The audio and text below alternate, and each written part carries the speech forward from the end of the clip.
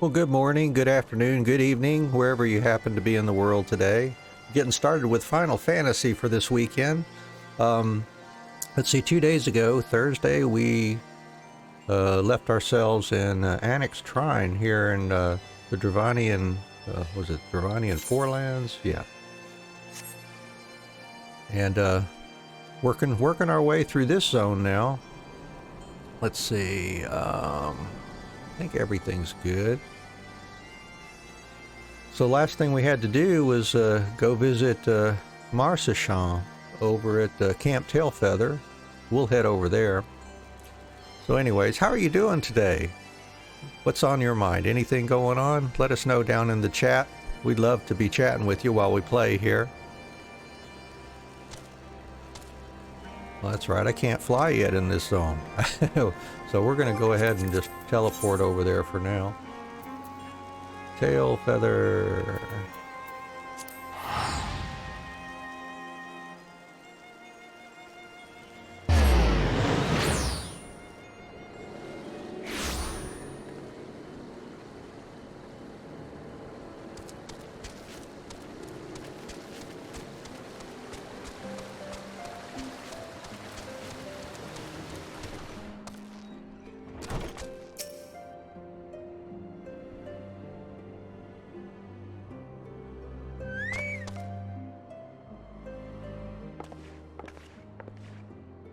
Oh, back already, are we?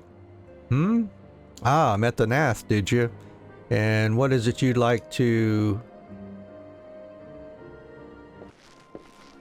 Summon a primal, you say? 7 hells! Well, I don't know bugger all about Nath religion, if I'm honest.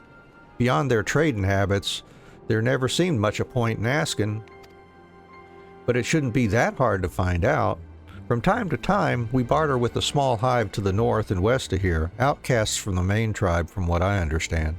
I reckon they'd be willing to tell you a bit about themselves, if you give them the right incentives. That sounds promising, and what exactly would a Nath consider to be the right incentives? Oh, nothing your average hunter couldn't scrounge up in a day or two, but seeing as you're in a hurry, you might want to divide the chores amongst yourselves. You'll want a good-sized jar of landtrap nectar, a basket of calam tree fruit, and, always a Nath favorite, a generous portion of young Nanka flesh. I shall gather the fruit. Leaping to the lower branches of these forest giants should present little challenge to me. Then I shall collect the nectar, with Master Alphinaud's arcane assistance. And that leaves you to bring home the meat. You'll need to carve it from the smaller Nankas that live in the river. 3 big hunks should be enough, I reckon. Once you've got everything together, you'll need to set it down at what we call the trading post. Here, I'll mark the spot on your map for you. You have been most kind, Master Marcechan. Well then, let us attend to our respective tasks and reconvene at the trading post. I need hardly add that the last one there is a rotten Nanka egg. Oh, Alphinaud, your sense of humor. Alright, so we need to obtain some hunks here.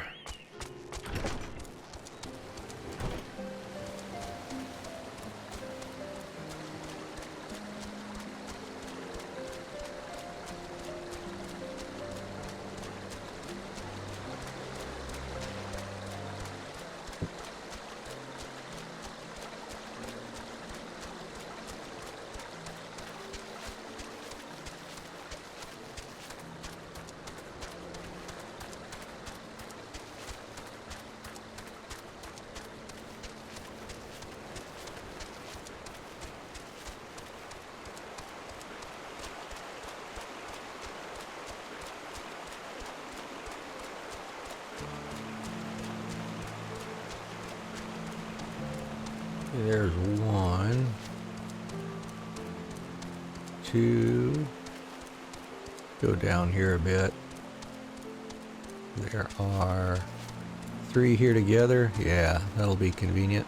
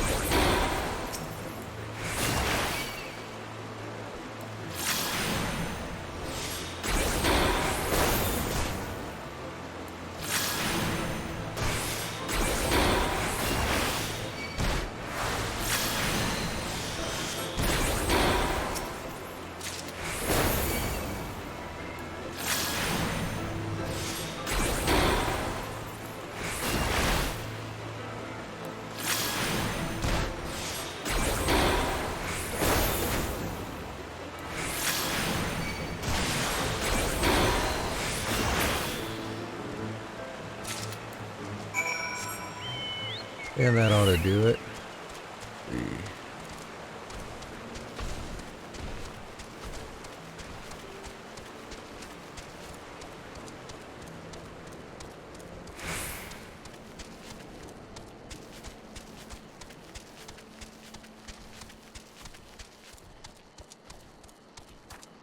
There they are in the distance.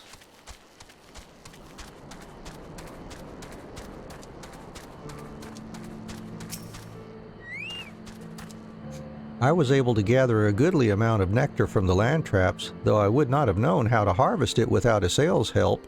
Do you have the Nanka meat? Splendid. I shall put this with Estinien's fruit and assemble a suitably generous-looking hamper for the Nath.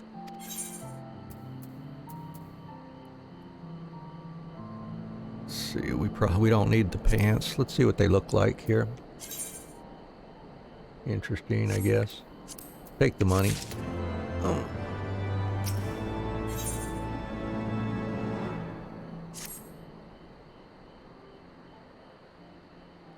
Well, everything appears to be in order.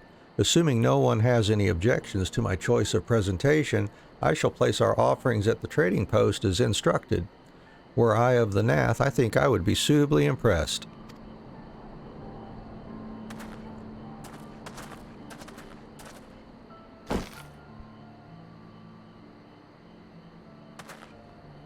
Well, how long must we wait? Should we have sounded a signal or some such?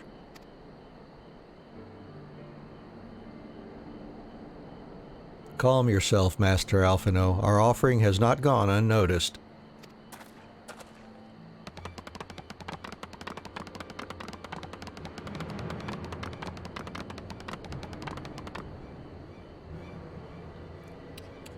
Long has it been since hunters last came to trade, bearing gifts that filled the air with such delightful scents. Landtrap nectar, Calum tree fruit, and Nanka flesh. What delectable foods you have brought for us. Our meager existence is much enriched by your bounty. Come, hunters. Come to our hive if you would trade. Cramped and stifling our homes are, but the rancid incense keeps the dragons at bay. Cramped, stifling, and horribly smelly. But better to live in stench than be cracked and crunched by dragon jaws, yes? Come, come, it is not far.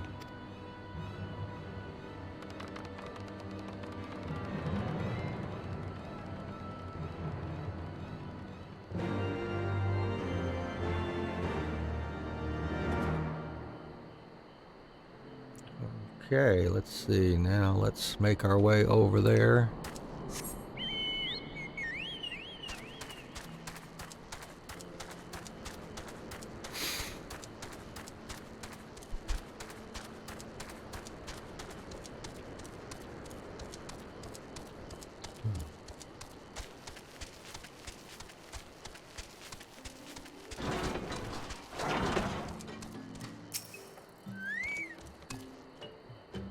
Your presence has been announced to the storyteller. You must speak to our chosen leader in words, for we are Vath.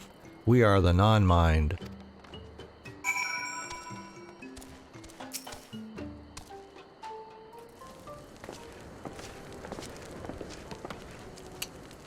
Welcome to our hive, hunters. You have brought delicacies much sought after by our people, and we are much pleased. What would you have in return? Honored elder, pray, allow me to begin by thanking you for welcoming us into your home and for accepting our humble offerings. My companions and I are come in search of knowledge, specifically knowledge of your people's God. Knowledge alone? What strange hunters you are! But if it is words you desire, then words you shall have. We are the Vath, the non-mind, and to speak is our fate. You will hear the tale of the Nath's God, of the God the One Mind summoned into our midst. The One Mind. These are the Nath who reside in the main colony? Yes, they are one, connected. But let us begin the story at its beginning. Some moons ago, a single dragon flew in from the east, bleeding and weak. It fell from the sky and into the hive, where it was swarmed by my brethren. And with spear and spell and musket the dragon was slain. 'Twas likely one that had fled battle with my kinsmen. I should commend you for finishing the job.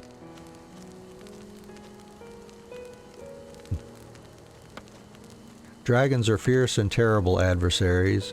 The one mind would always cower when their winged shadows passed over the ground, but no longer. They had learned that a battle-weary Dravanian was easy prey. Thus did the one mind decide to heed the words of the black-robed men. The one mind would call forth our god and unleash his blades upon the dragons. Dravanian lands would become Nathlands, and ever larger would grow our domain. But our god ever hungers. The price he demands in crystals far exceeds the rewards for this war. We of the Vath despise and revile his insatiable existence. Casting. I'll take a ring. Casting.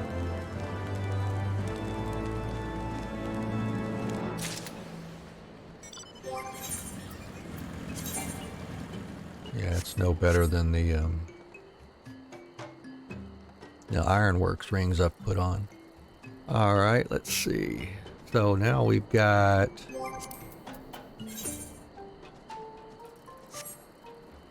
this one. That'll get us ether current.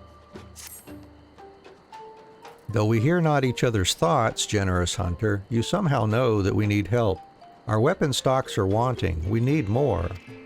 I would make a request of you. Please bring us muskets with which to defend ourselves. You can take them from the Nath nearby. 2 would be sufficient. Okay. And then, let's see, back here.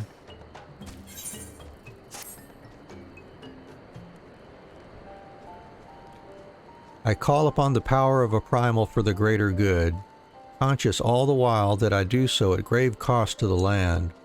I reason that it is a necessary evil and willingly shoulder the burden of my sin.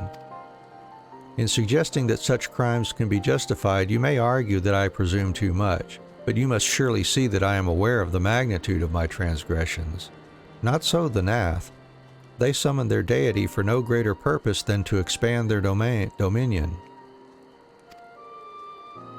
To a scion of the seventh dawn, one sworn to eliminate the primal threat, the distinction you draw seems questionable at best, but the fact remains that my own grandfather risked unleashing the power of the 12 in an attempt to prevent the calamity. Thus, while I may not condone your actions, I at least understand them. Not so the Nath, as you so rightly put it. If they truly seek naught but territorial gain, I can only conclude that they are ignorant of the ruinous consequences of their god's insatiable appetite. The longer this primal is suffered to exist, the greater the suffering it will cause. It must be destroyed. How lightly you propose the destruction of this god, Master Alphinaud, a being of whom we know not. Has it occurred to you that you may be sending the warrior of light to her death? No, you have the right of it, Estinien. 'Twould seem it is I who am guilty of presuming too much. Pray, forgive me, Anne. I do not fear my duty. Wait, Anne need not face this foe alone. Like her, I am blessed with the Echo's protection and may do battle without fear of primal influence. Let me bear this burden. Ha! Do you truly imagine yourself a second warrior of light? Remind me, how many primals have you faced, my lady?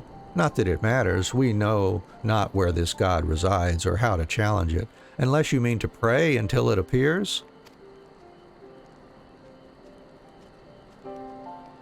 Estinien makes a valid point. Let us speak with the Vath and learn how best to secure an audience with their deity. In this, at least, I may be of assistance.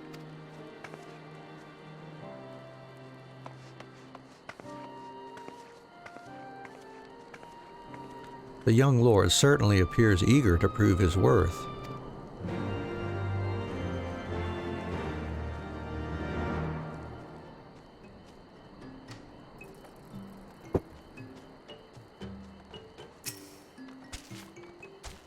We are Vath, we are the non-mind. We do not hear the one mind's thoughts. We cannot predict their will.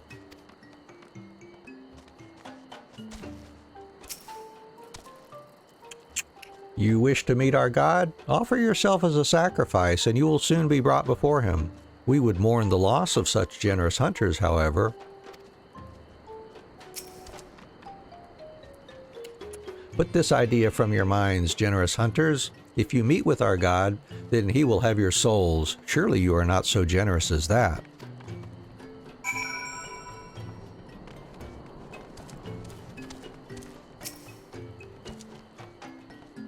You are generous hunters, yes?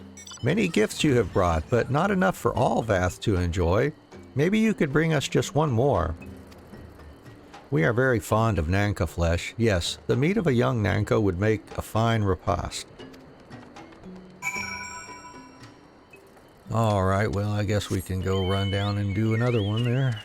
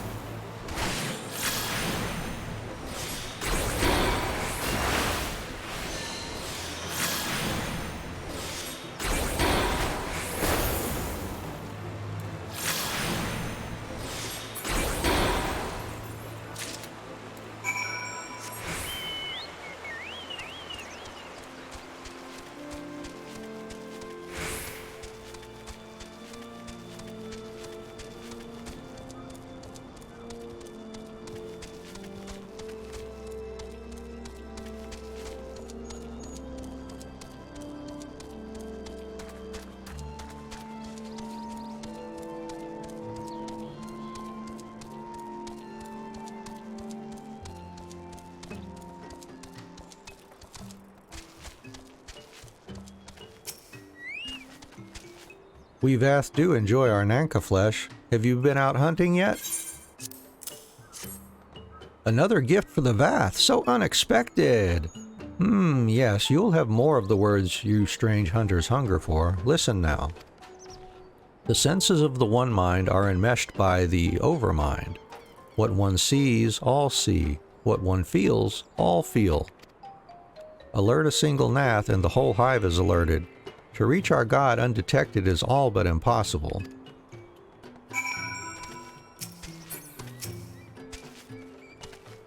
The Vath are wont to allude to certain concepts without explanation, but I believe I am beginning to grasp a few of the fundamentals. From what I understand, the king-like one mind sits at the center of Nath society, and its presence somehow allows its subjects to communicate without need of word or gesture. These Nath, the ones who inhabit the larger hive, are known as the One Mind, and it was by their combined will that the primal was summoned. Those who reside in this smaller hive, however, are the Vath, or the non-mind, who, for reasons that yet escape me, seem to have been excluded from the telepathic bond which connects their Nath counterparts. Thus are the Vath ignorant of the One Mind's thoughts and intentions, and of the nature of their own God. In summary, we have wasted our time. Not so. Perilous though it may be, the Vath did furnish us with one certain method of approaching the primal, as sacrifices. Should we allow ourselves to be captured in the environs of the colony, the Nath will bring us before their deity to make an offering of our souls.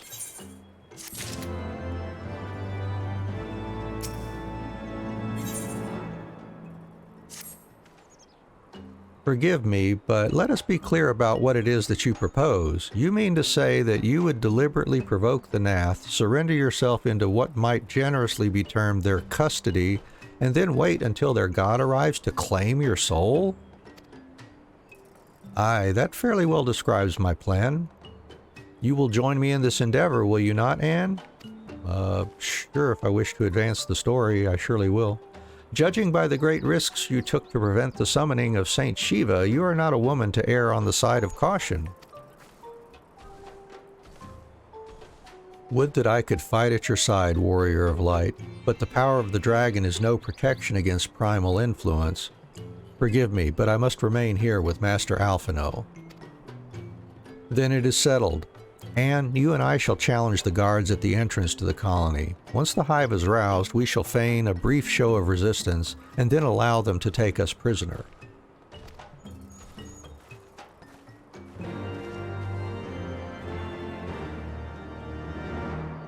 Sounds like a plan. We've got 2 more.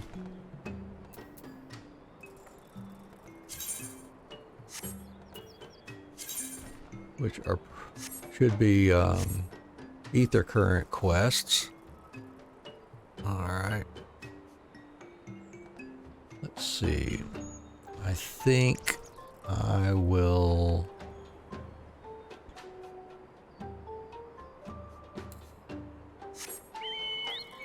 I'll go this way first.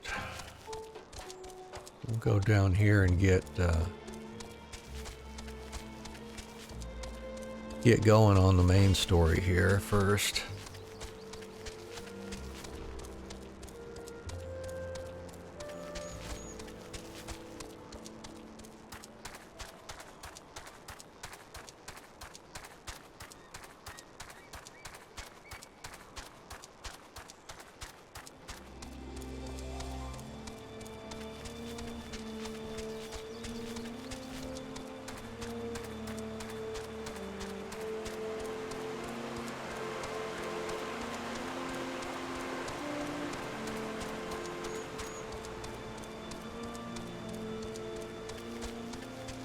So what's going on in y'all's neck of the woods? Anything interesting for today?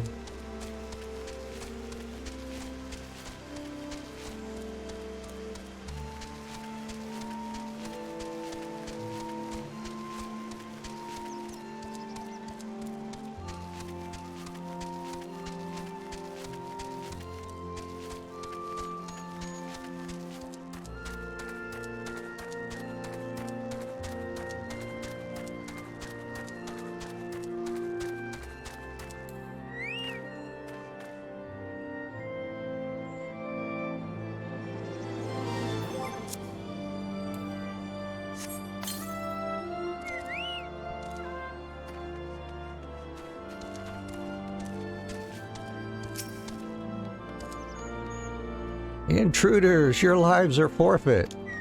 Sure, bud.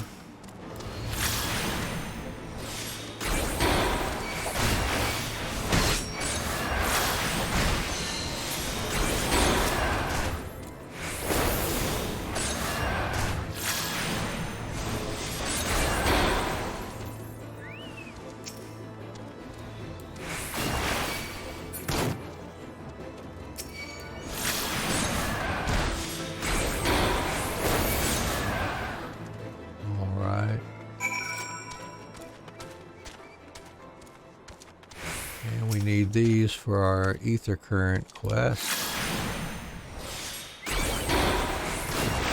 And they're a little tougher.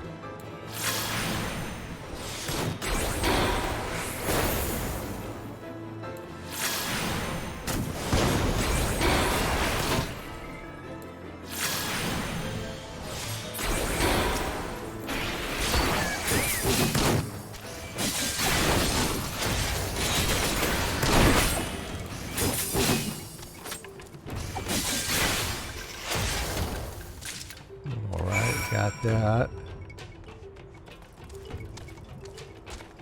Oh, I gotta talk to her down here.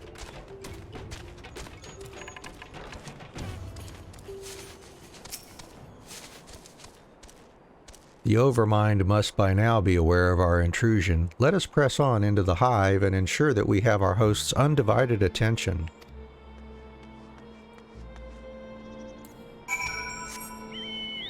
All right. Well, let's see here.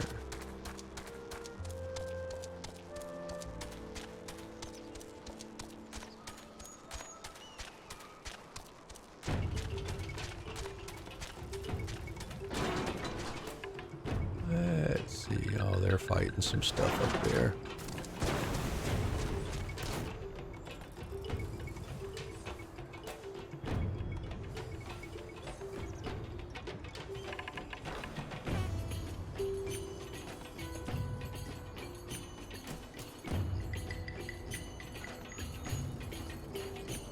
Don't need to add to their madness while they're busy trying to take stuff out.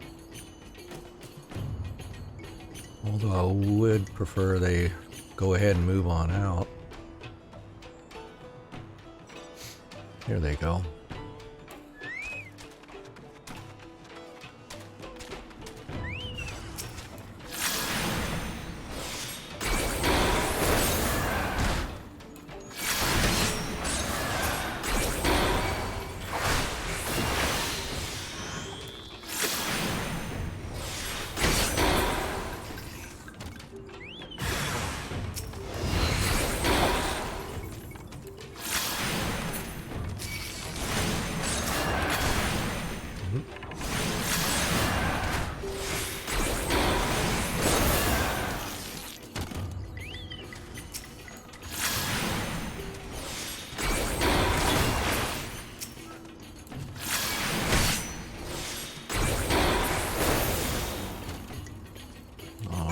Got that.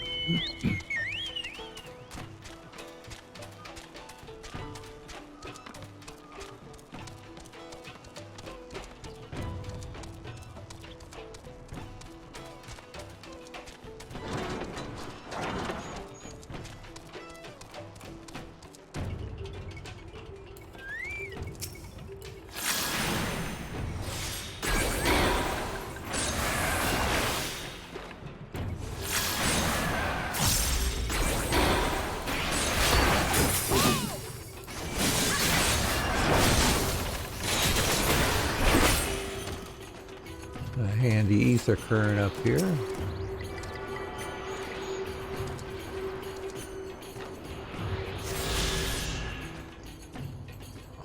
Alright, now let's see. Any way we can sneak by those?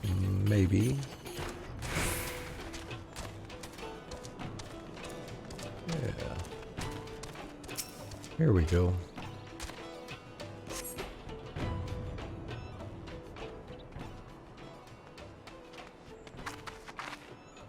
That should be sufficient.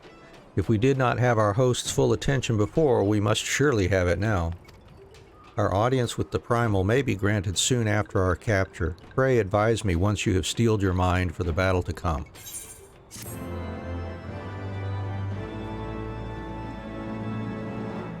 Alright, let me steel my mind. Okay, I'm steeled. You are prepared then?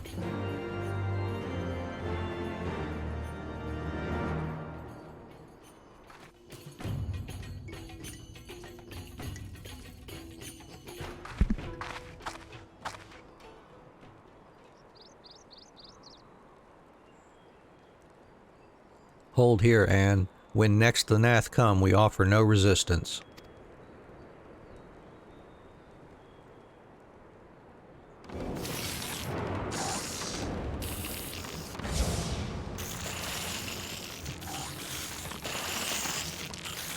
Surrender, intruders. There is no escape.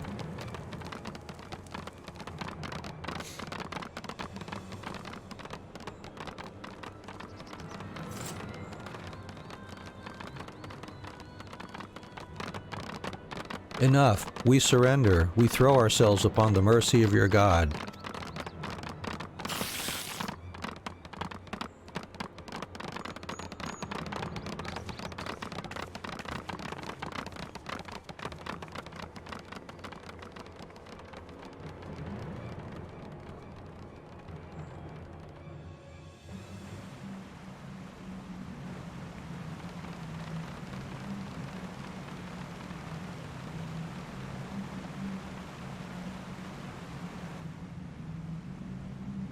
They seem eager to proceed. Good.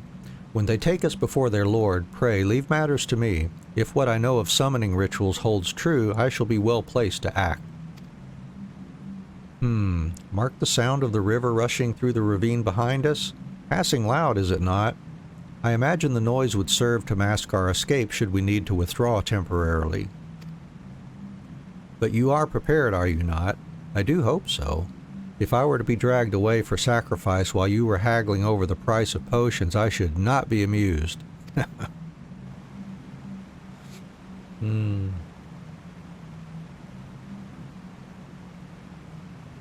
All right.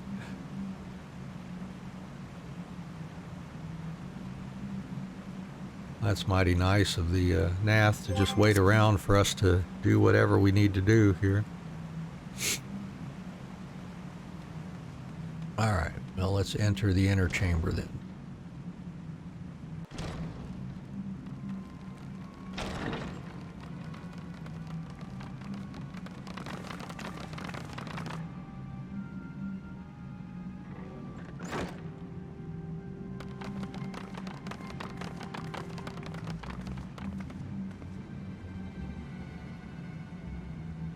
Now we have but to wait.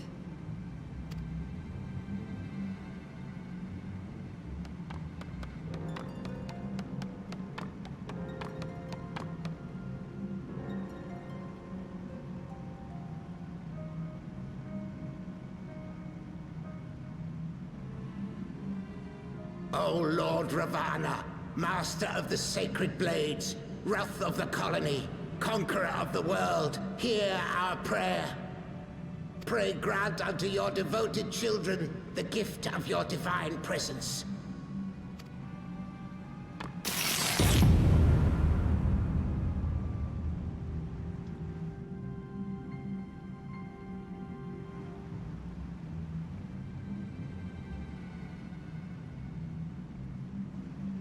He comes.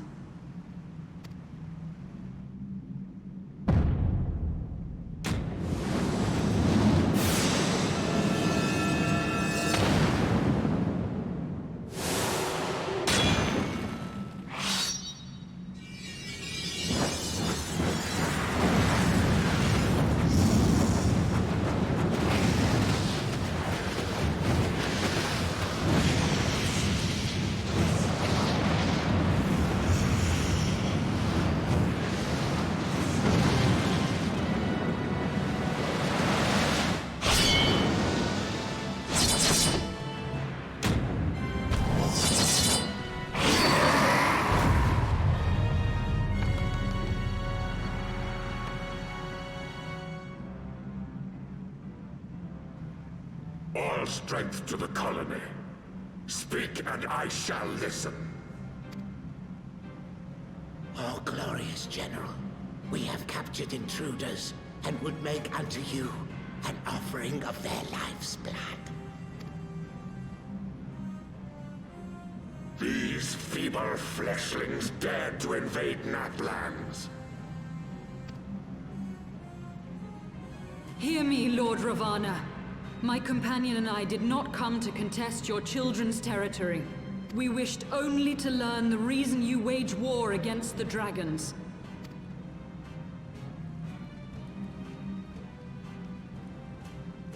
Thou wouldst flirt with death merely to satisfy thy curiosity.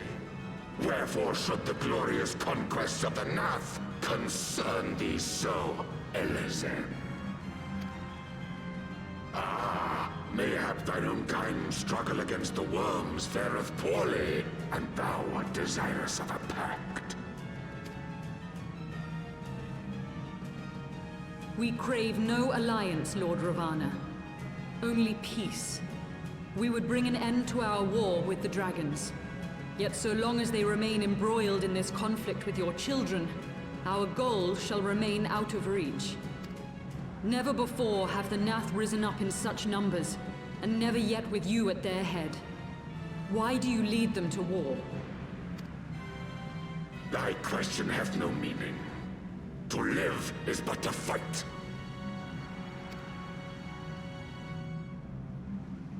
Long have my children waited, gathering their strength in the shadow of thy ceaseless conflict.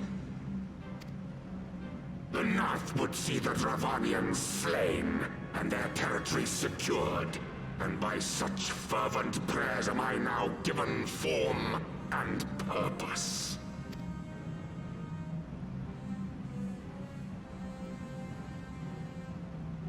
As I feared, your very existence is an obstacle to our goal. Since you are so fond of fighting, we challenge you, Lord of the Nath. And should we emerge the victors, I would have you swear to withdraw your soldiers from Dravanian soil. Thou art bold indeed to risk thy fleshy hide so readily. Very well. I, Ravana, fourfold Master of the Blade, do accept thy challenge. But should I emerge the victor, I would have thee swear to serve in mine army till thy last breath is spent. Do you accept?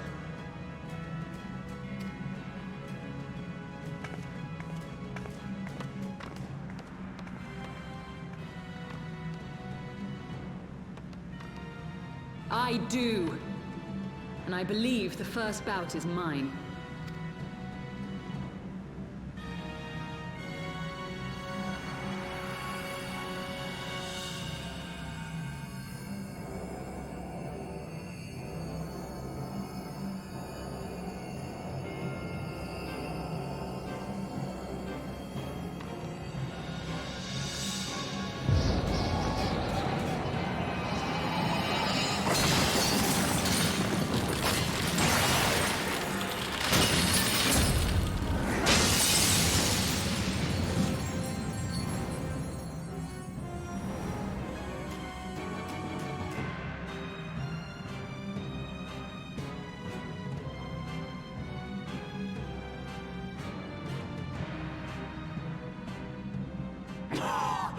What is this? A god clad in flesh? Is aught amiss, my lord? Thou wilt not break thy word, I trust.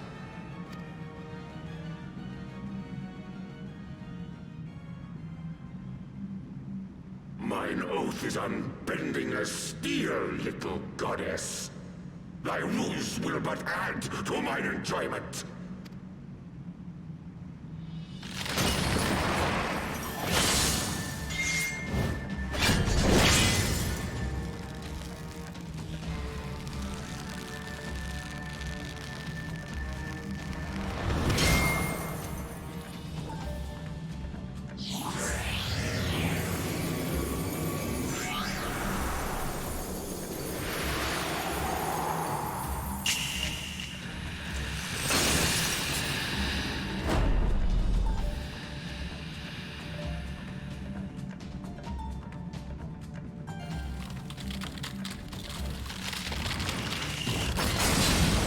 Yeah, I don't know about this. Shiva, you're only a level 50 trial. He's a 53, so,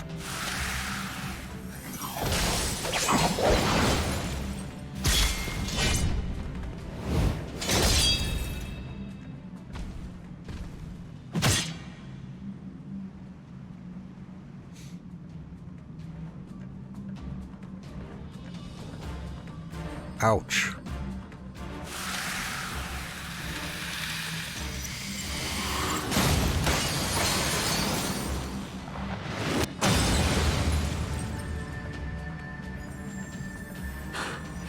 I thought myself stronger. Mayhap with more crystals? Yeah, get a few levels first.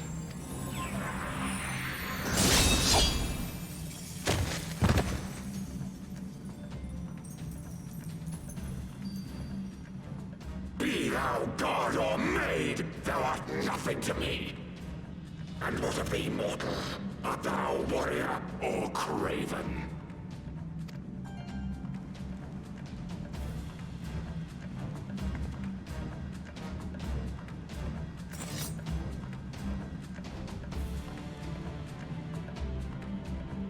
A warrior, then? Good!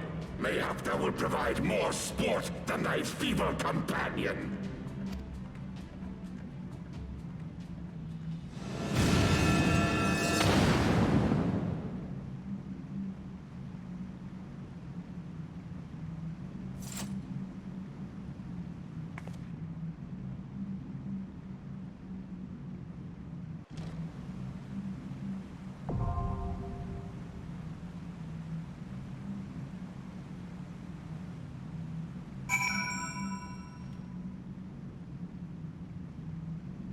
Alright, we'll queue up for that immediately and go do some other stuff while we wait. Our first trial for Heavensward. It may not take too long. I'll head over to Tailfeather if I can and pick up that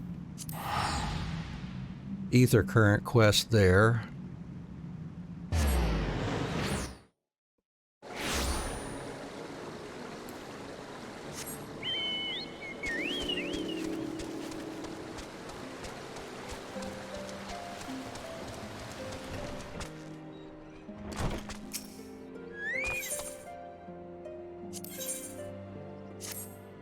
One of my men was attacked by a chocobo. You might think that's a common story, what with all the hunting we do, but I'm told this one was unnaturally big. Of course, in the end, size don't matter. We can't be having our quarry stalking us. That's why I'm planning to capture the beast before it harms any more of my men. I already know you as a reliable handler of the birds. That's why I need your help tracking it down. Think you can lend old Marceshan a hand one more time? If the prospect piques your interest, it'd be best to start off by asking the leaders of my camps what they know of the monster. Come back and share your findings with me when you're done. Go back over to the camps again. I think we will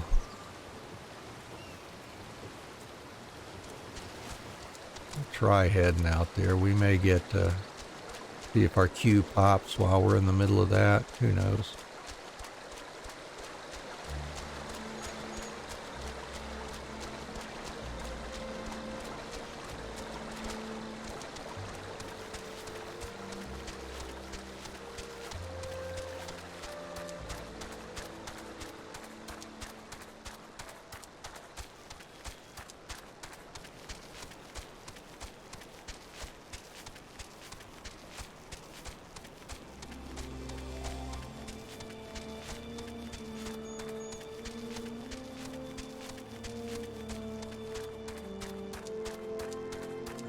I gotta go down here and go around.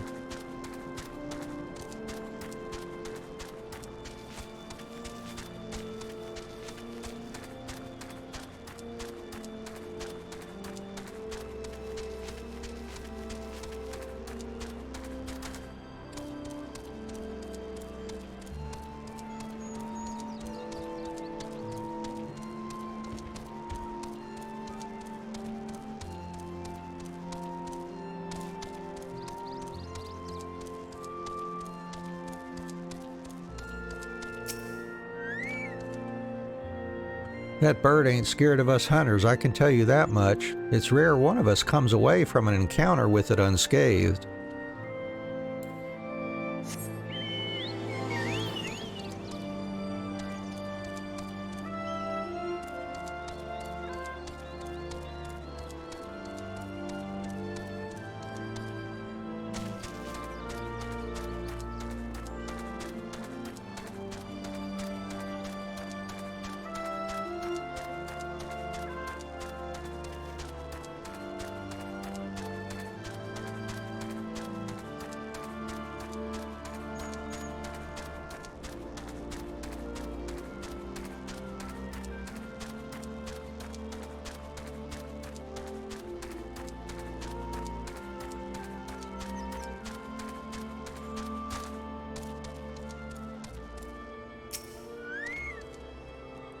See that cage there? Blasted chocobo pulled the door right off its hinges. Most like it was trying to rescue the bird inside.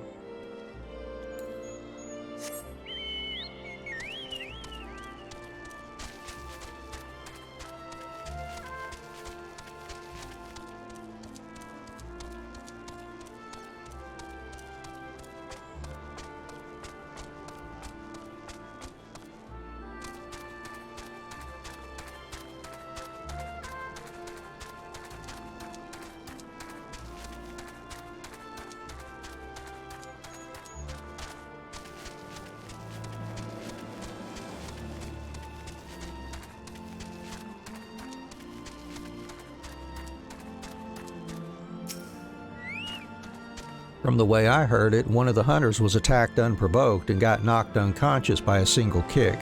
Ain't never heard of a chocobo doing that.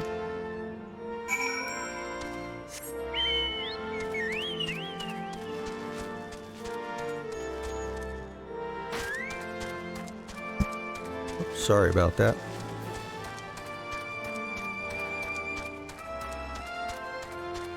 And we're 5 minutes into the duty finder queue now.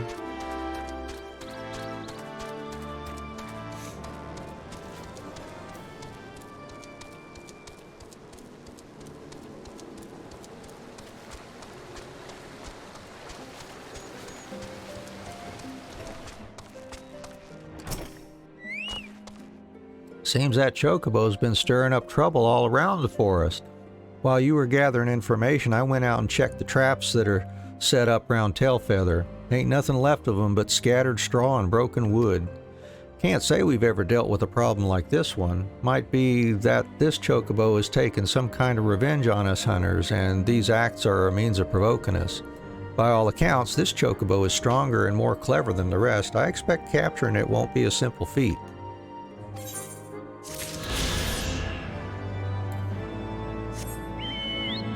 Then I'll head over to Annex Shrine for the next one.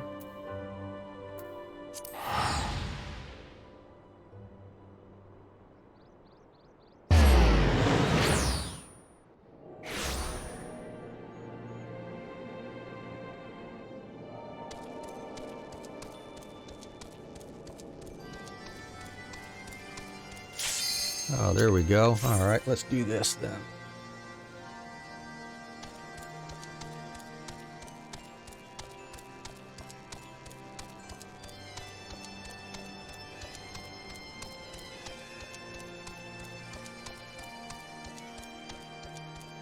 Okay, one more DPS, come on.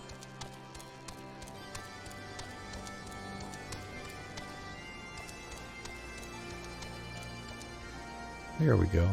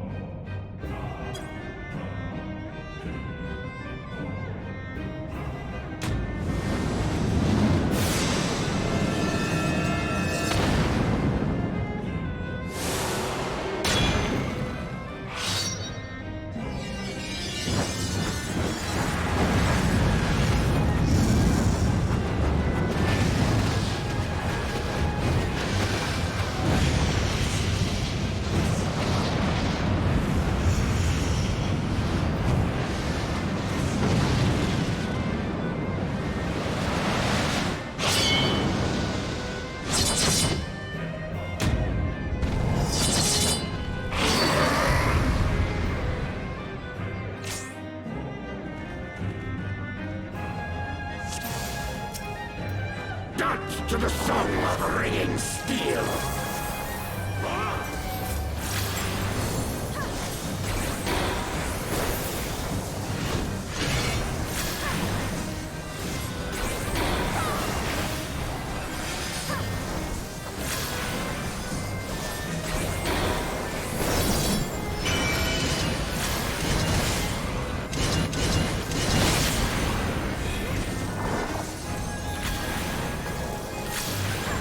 Furious as a blaze!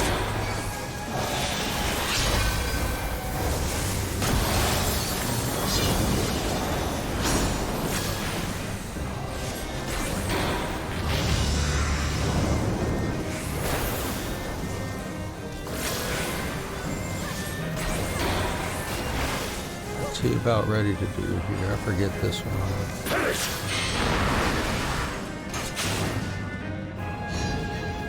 Whoops.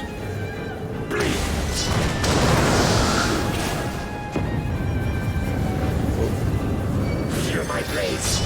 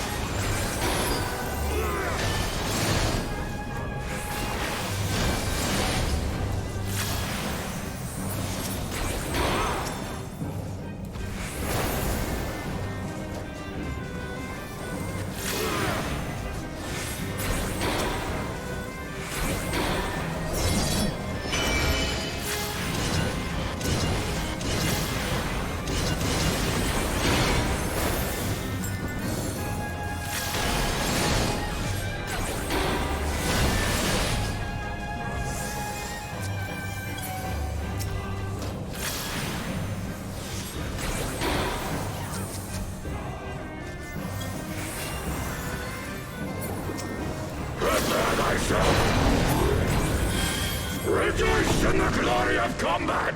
Whoops, I probably shouldn't be out there, should I?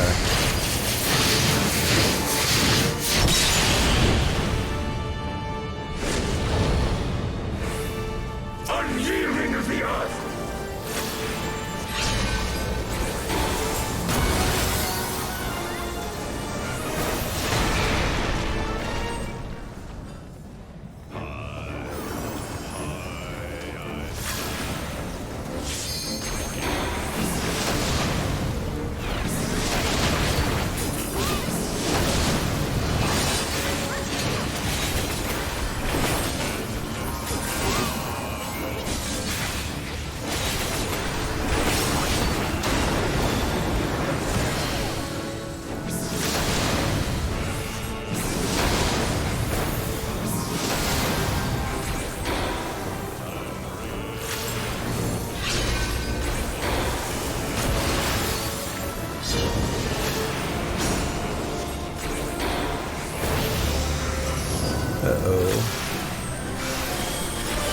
What's this coming up?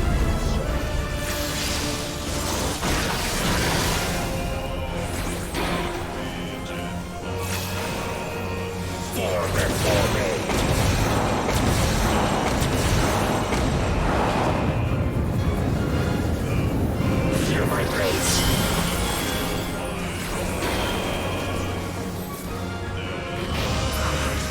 Got him. All right.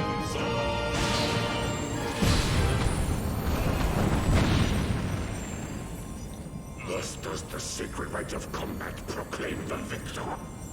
I lay my blades at thy feet, child of man.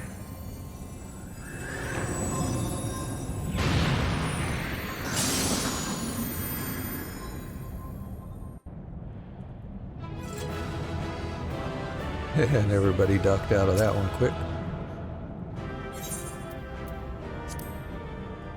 Wow. Actually got 2 player commendations, probably because I was the last one in there for...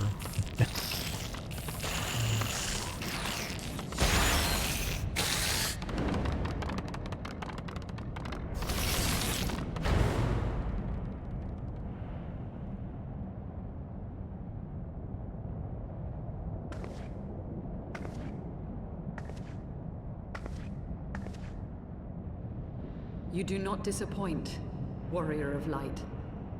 Would that I had your skill in battle. I do begin to see why so many place their faith in you.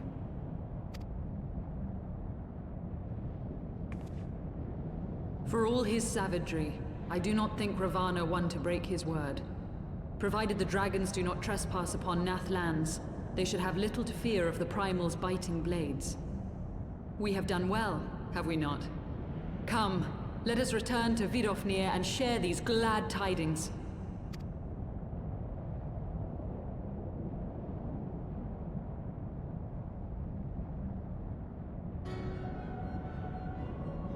Once more you achieve the impossible, bringer of light. But with every mortal heart that succumbs to fear and fury, another voice is joined to the chorus, beseeching divine succor. At their bidding, warring gods will shake the firmament, and your world will be consumed in the swelling storm of chaos.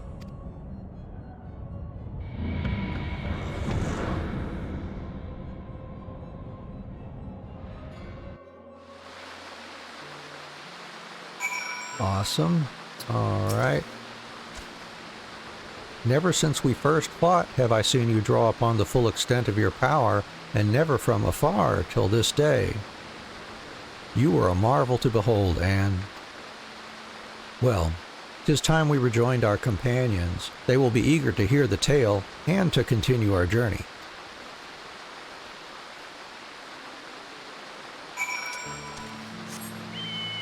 That's right, we need to head on up here again.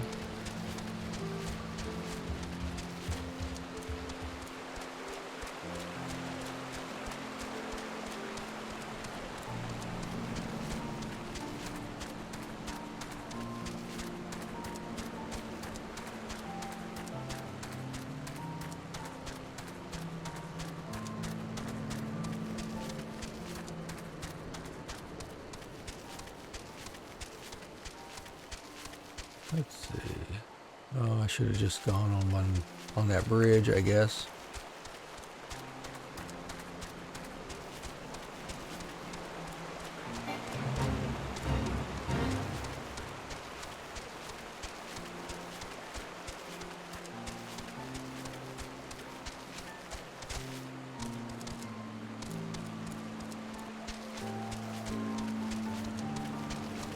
Yeah, we can turn in that other ether current quest up here at the hive also.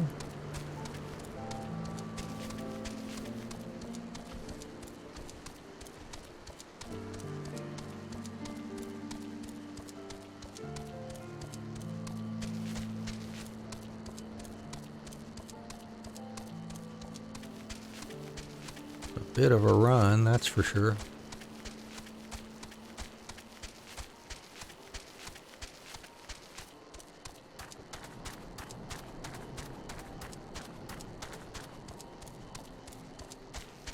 Well, if you're just joining us, welcome. We're happy to have you here.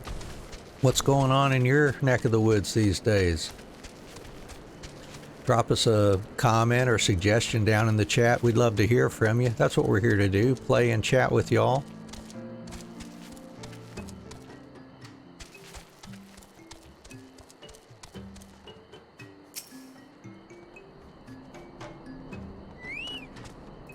Have you the muskets? Yes, I do, right there. Thank you, Hunter. With these, we can arm ourselves, defend ourselves. We are of the same blood as the Nath, but even we find it utterly unnerving the way they think as one, the way they move as one.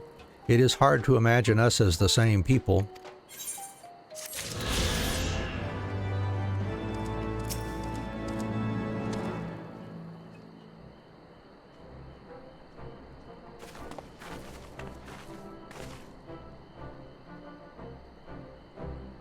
Anne, Lady Assail, thank the 12.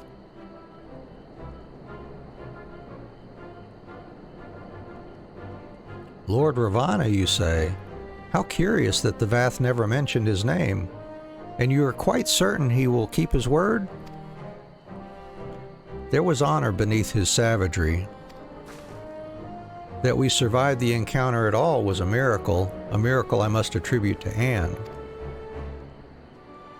Never did I doubt you, warrior of light, unlike some. You were gone so long that Master Alphinaud here nigh lost his wits with worry, fretting like a maid for her sweetheart he was. Estinien, was that truly necessary? Not truly necessary, but certainly true. What matters is that the primal is banished and our promise fulfilled. We should return to Vidofnir without delay. Lest you forget, this was but a means to secure an audience with the worm Hraesvelgr. Nidhogg's minions will not be halted by idle chatter. Come now, we must make every moment count. You are unkind, Estinien. For all his experience and intellect, Alphinaud is still but a boy.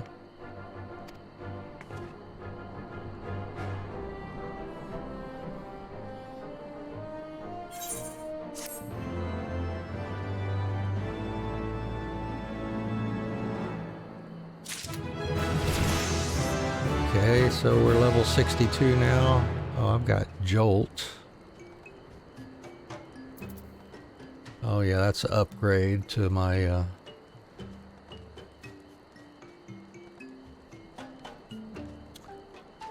earlier level spell. Okay, Mourn in Passing. This would be our last ether current once we get all the others done. Shall we be on our way to Annex Trine then? I would not have the dragons think that we have forgotten our bargain.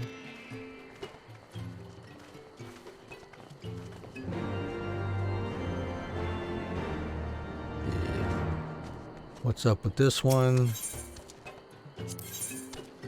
No, that's not an ether current. I'm not going to worry about that one. That unlocks the beast tribe, I think, here. Alright, so we've got one more ether current quest to do. Yeah. And we've got one more to find.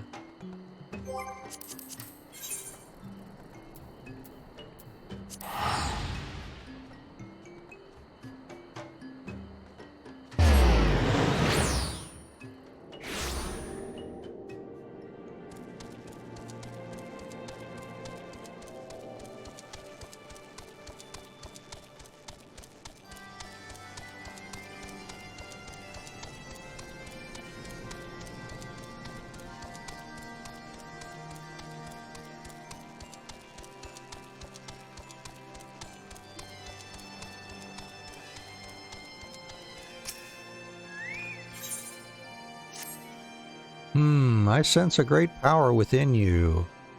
Yes, you will make a suitable adversary. Our younglings must learn the hardships of battle. You will find them just beyond the tower. Go, and hold nothing back.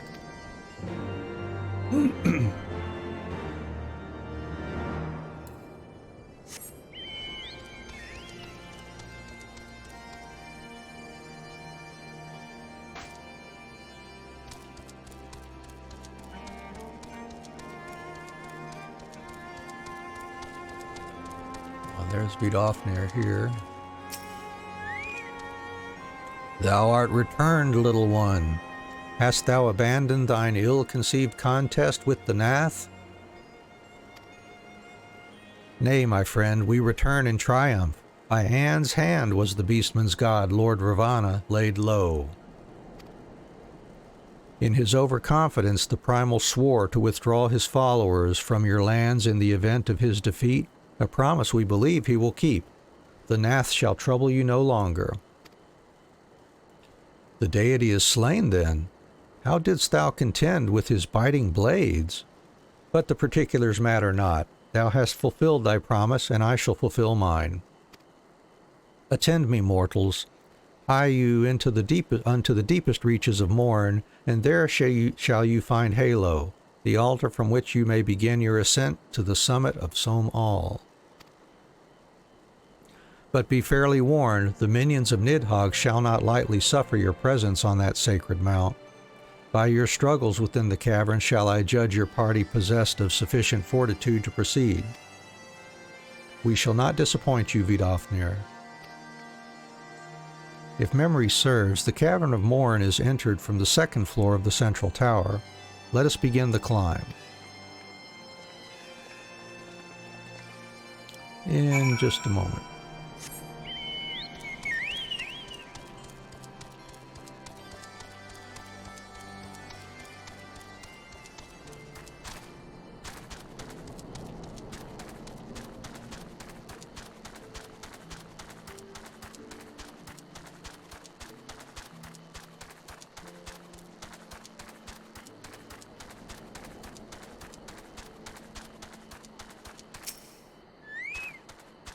I don't understand. Man is not fit to battle with dragons. Nevertheless, I will do as Father asks.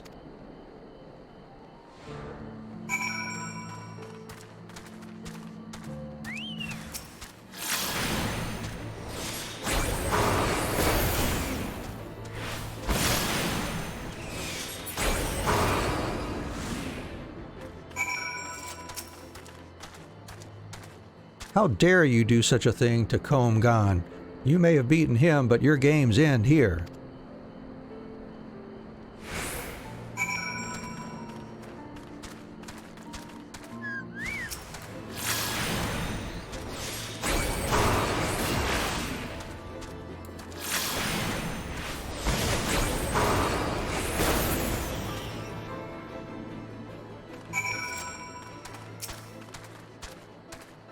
What trickery is this? I will not let you make a mockery of me and my brothers.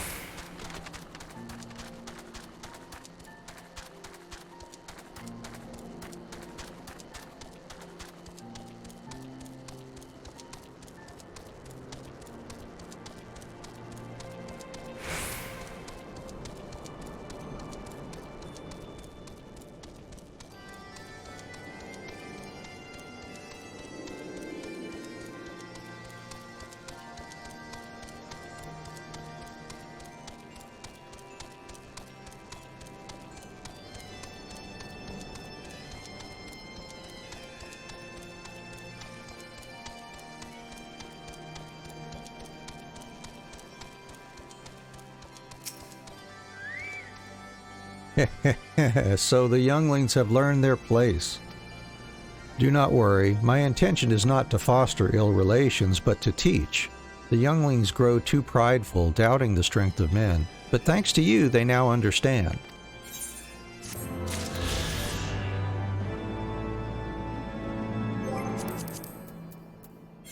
Alright, and we finish this main story quest. We'll have the last quest-related ether current. And we got to find the next ether current outside, which should be out this way. Yep.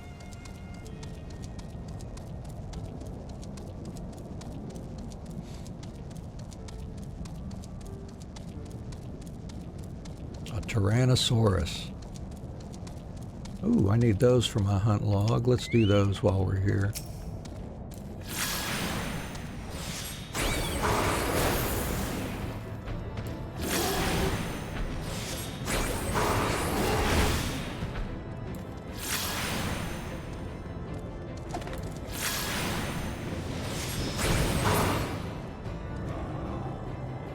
And I need one more of those.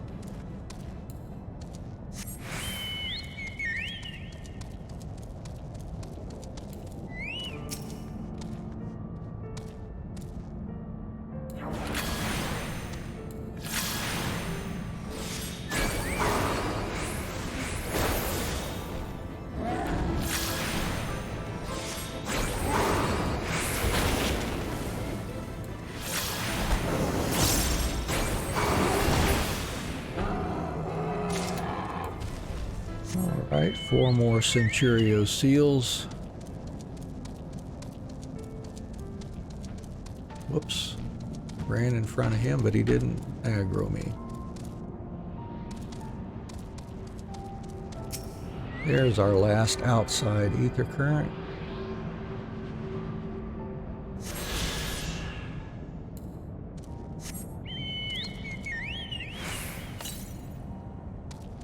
Yep, no more detected. Verifies that. Ooh, and I need those too. All right.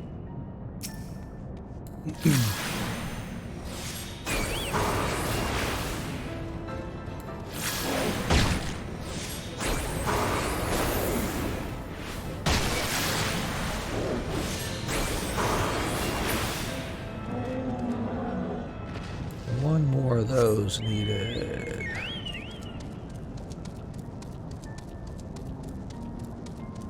Tyrannosaurus.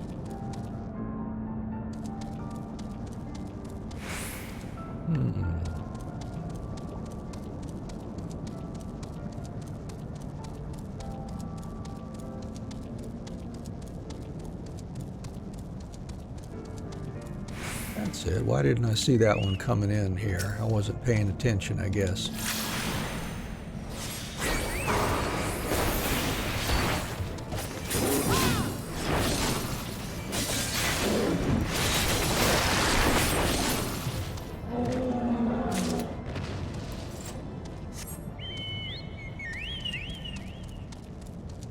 Let's see how Choco's doing here.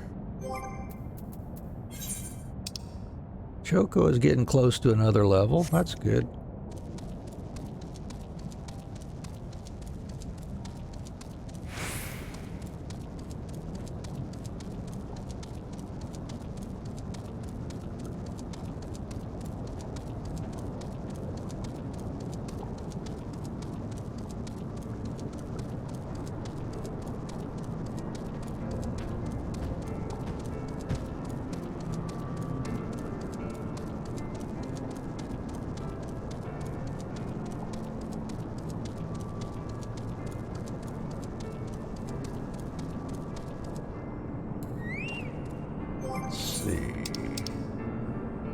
Ooh, our miner and botanist are already 53 and the fish are 54. Well, that's good. Let's see.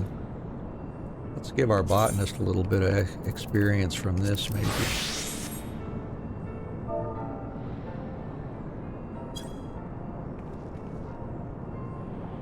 No, not lookout. Is this one prey, right? Yeah.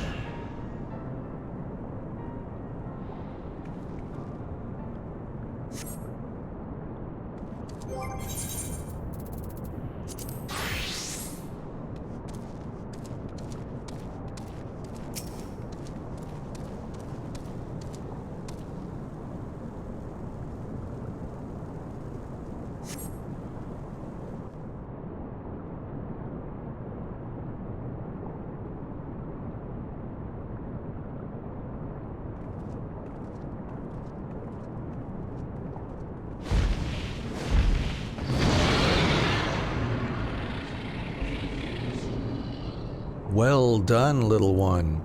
As promised, I shall open the way to Somal's summit for thee and thy companions.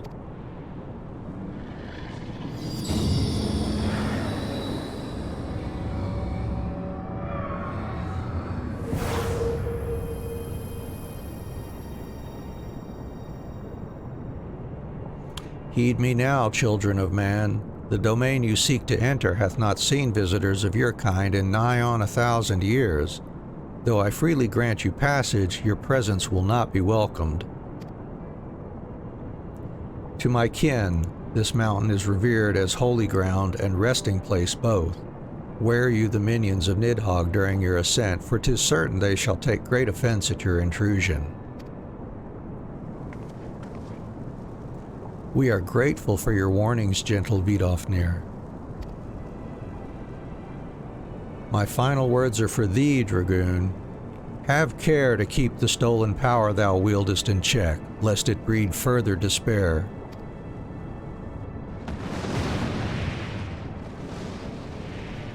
Estinien? The way is open. Let us not tarry here. A moment. Shall we blindly forge on, knowing the dangers that await us? Tiamat herself is said to guard this peak. I do not fear Nidhogg's consort. Any dragon foolish enough to bar our path shall feel the sting of my lance. Spoken like a true butcher. Need I remind you that we are come to parley a peace? Let us be clear, heretic. 'Twas to save Ishgard and her people that I first lent my support to this doubtful venture, and 'tis for their sake that I go now to speak with Hraesvelgr. But I said nothing of Tiamat. Should the opportunity present itself to rid my people of one of their deadliest enemies, I shall take it. That is my duty as Azure Dragoon. You are beyond redemption. We will accomplish nothing by bickering. If we are to meet with Hraesvelgr, our path leads up the mountain. We shall defend ourselves if attacked, but avoid conflict wherever possible. What other choice do we have?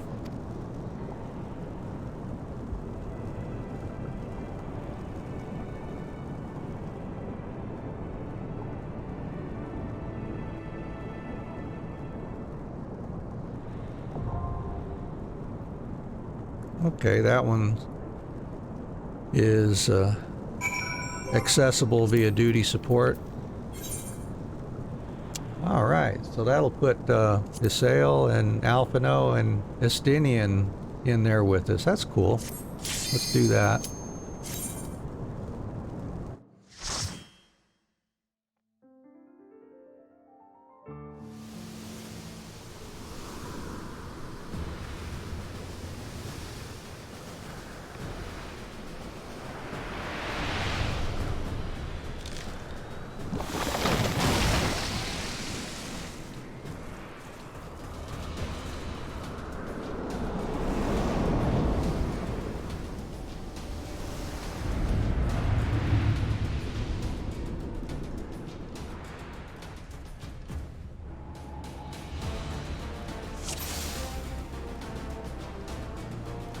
So you can imagine if you go in here as a tank, Isael will become a DPS. If you go in as a healer, I guess Alphinaud becomes a DPS. Good for that. That's pretty interesting.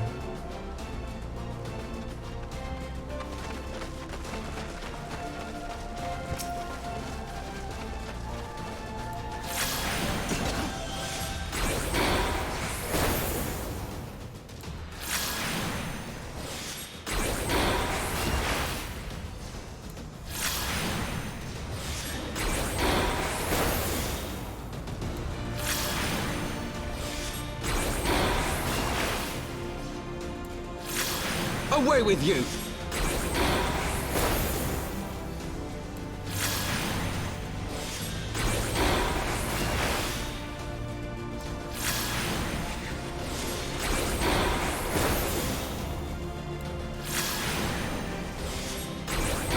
Away with you!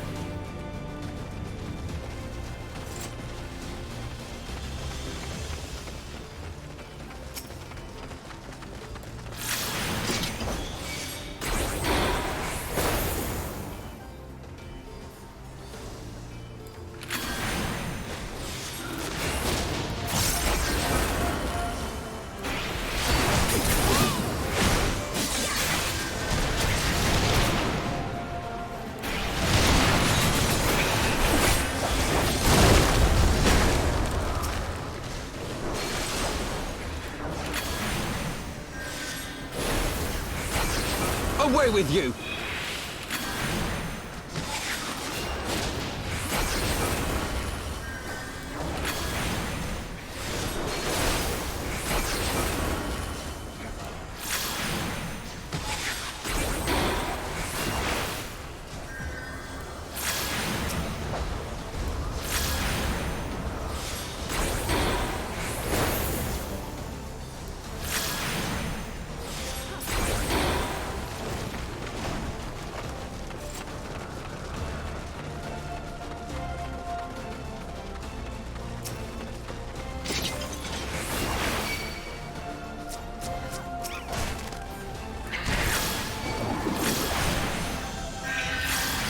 Well, we could use a little help there, I think. Oh well.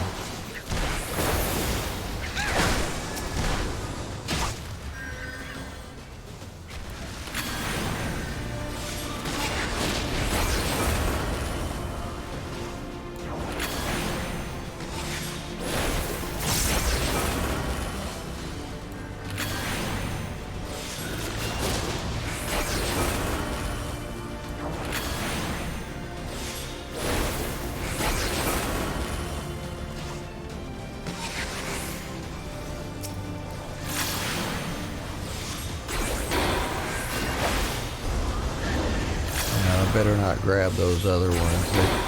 Who knows what they're doing. Not sure Hraesvelgr Estinien can handle that. Alright.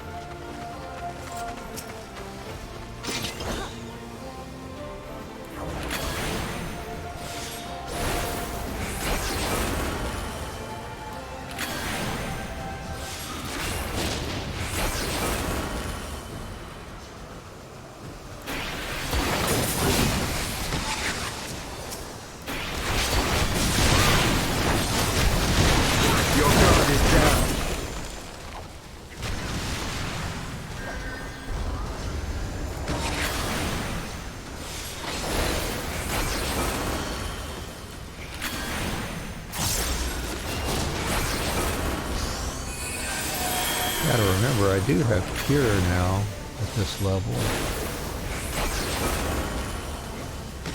I can toss a small cure on folks if I have to.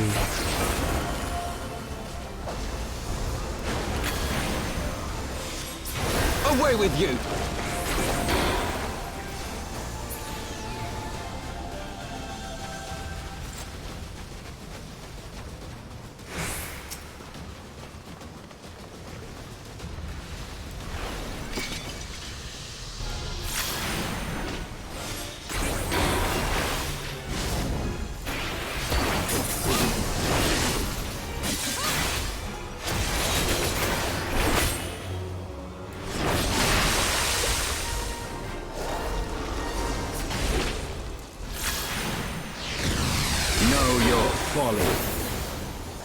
I have my pride.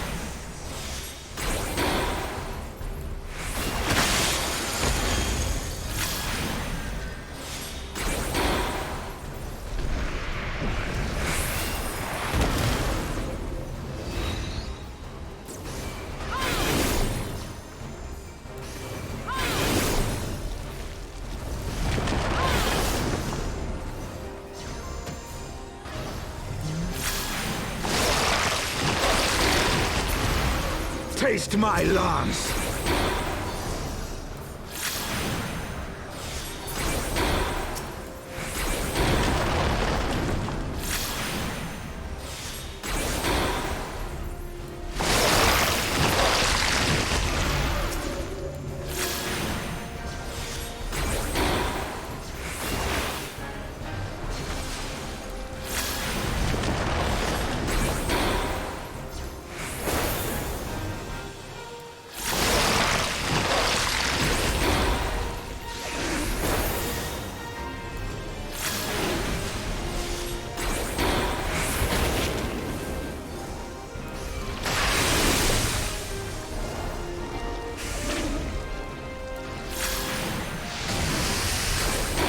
Taste my lance! Yum yum.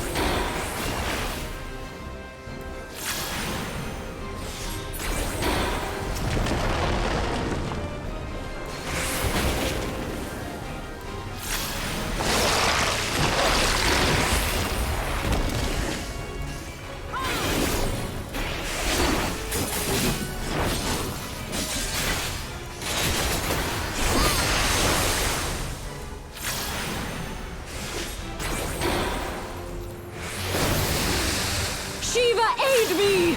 Okay.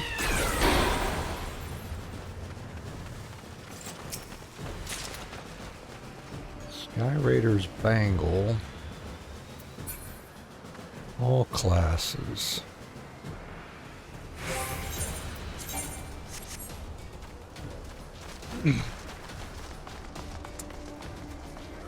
Hey, Made in USA review over on D Live. Appreciate you hanging out with us there. How's it going today?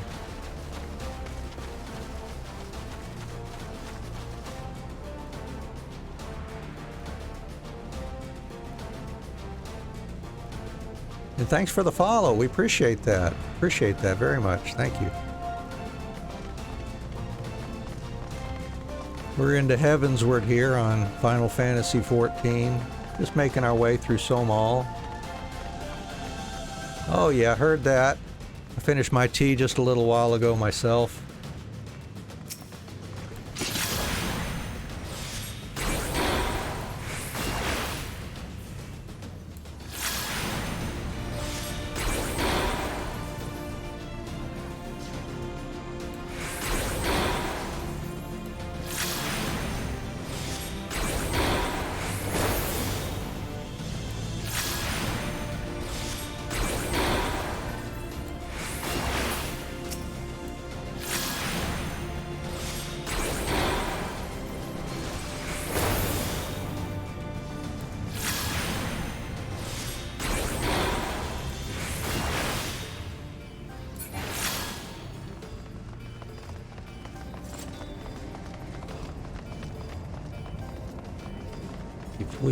Get through this dungeon, we'll have our last ether current for Dravanian Forelands too, which will be nice.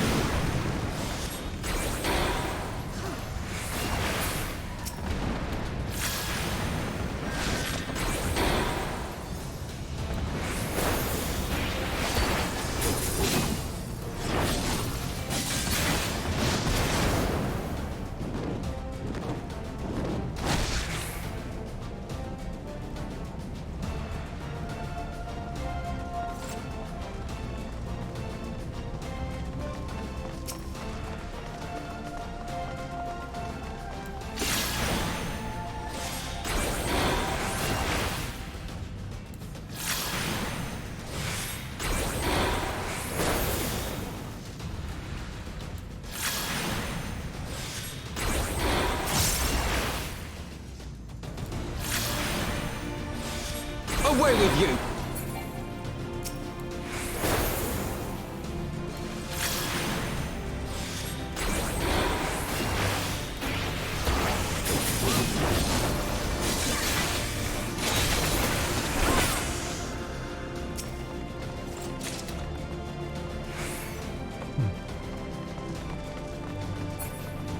Some dye, I'll probably just sell that.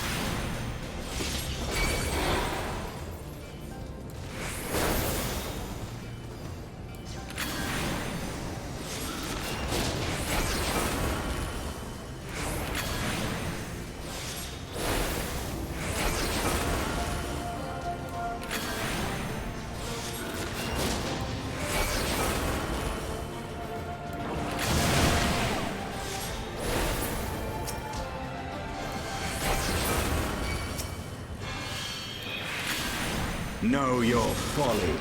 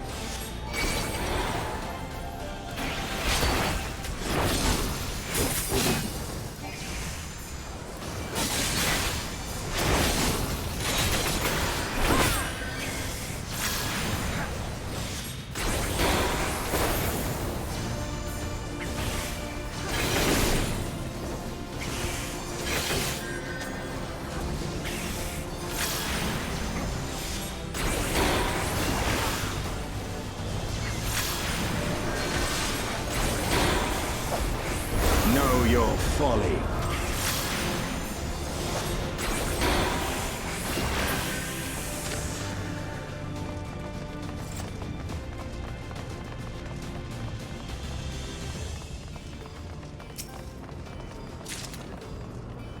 Sky Druid's Choker. That would be for healer more than anything there. Yep. Okay, next one.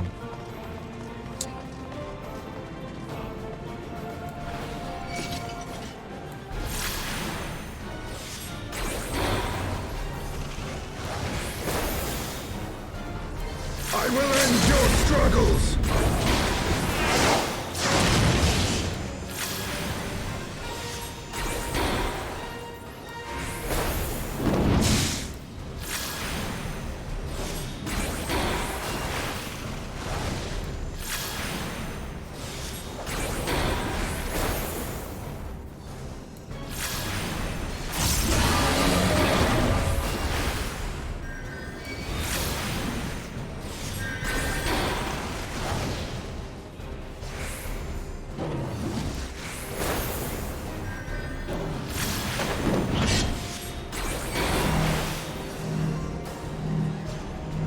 Your guard is down.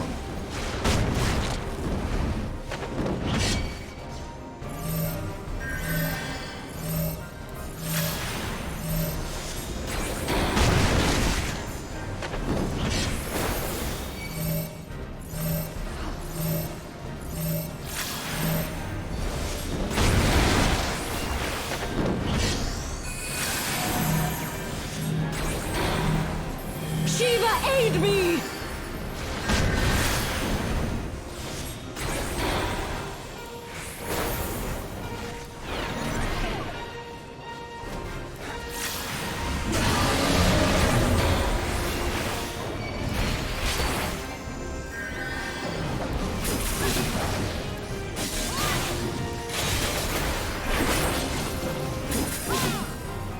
Oh, I forgot to do that. Gotta be careful.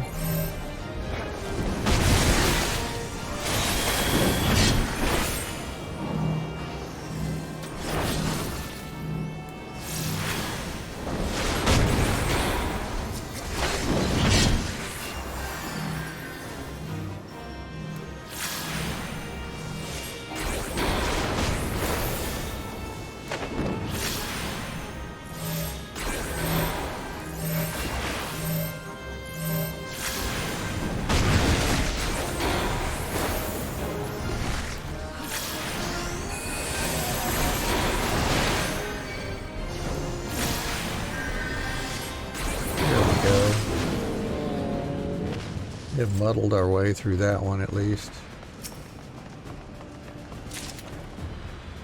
And a hood. Yeah, that's level 130 for the healer. Or high level 130, I mean.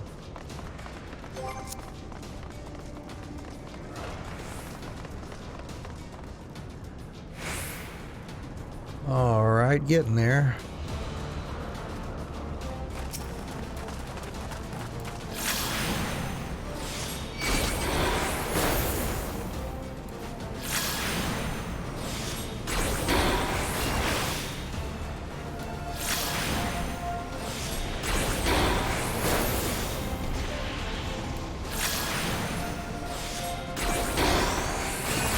Away with you!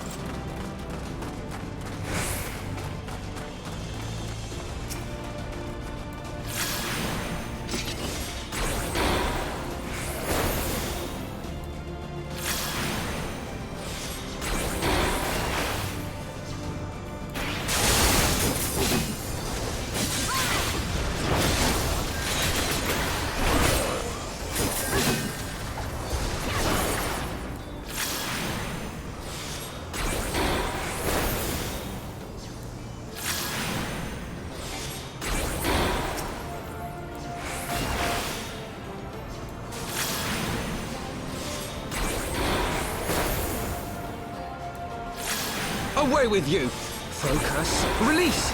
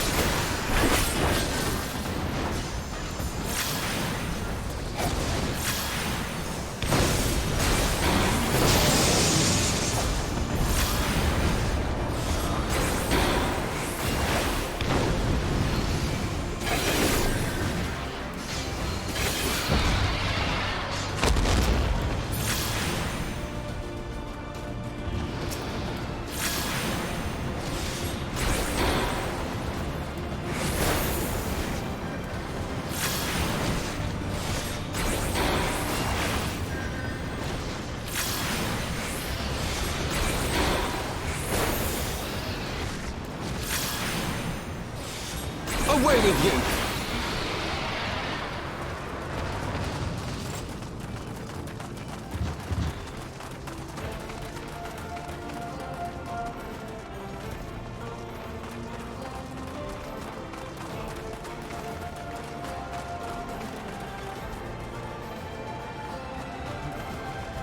Two chests over there.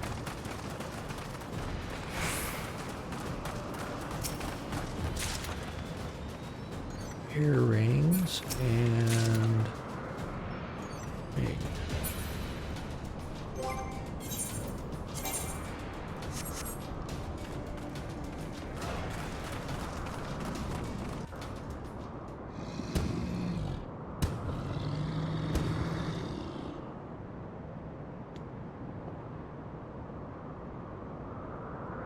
Tiaman, consort of Nidhogg, we beseech you. Grant us safe passage. Well, that one went bypass. As I thought, blind to reason like all the rest, if you would see our mission to its conclusion, you know what must be done. Such rage and rancor, is there truly no other way?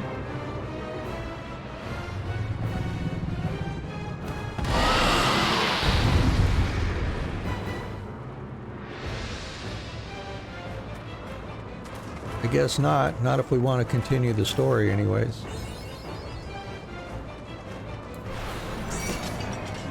Alright. See if we muddle our way through this one as well.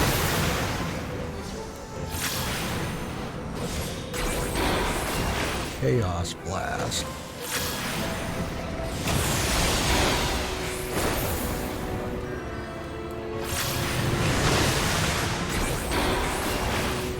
I have my pride.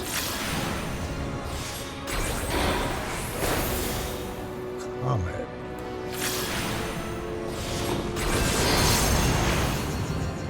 What are they doing? They're taking them away.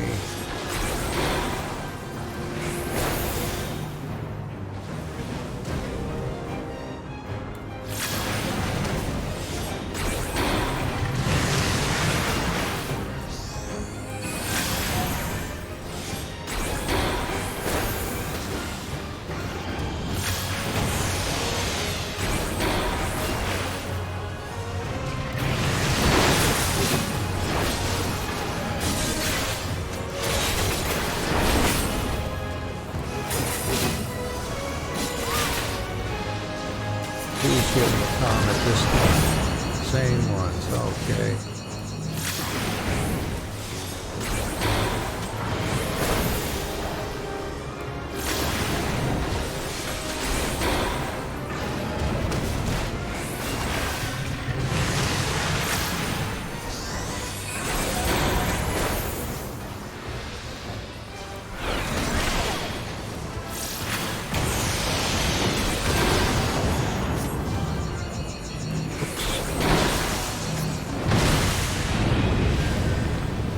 dropping that over somewhere. He's going to drop that one over there. Alright. Know your folly.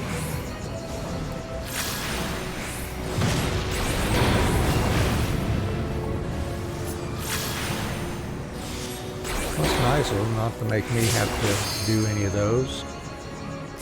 I will end your struggles!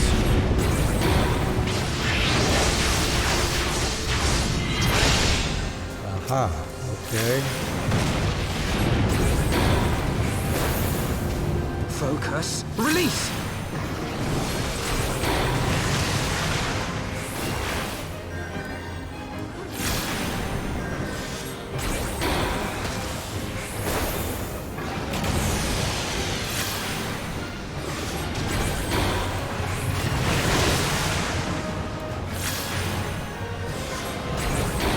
Aid me!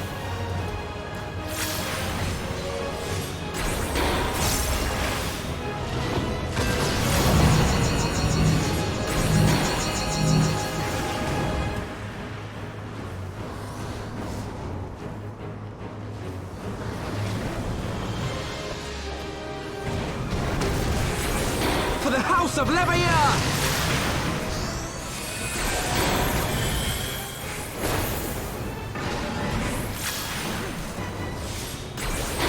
Focus. Release!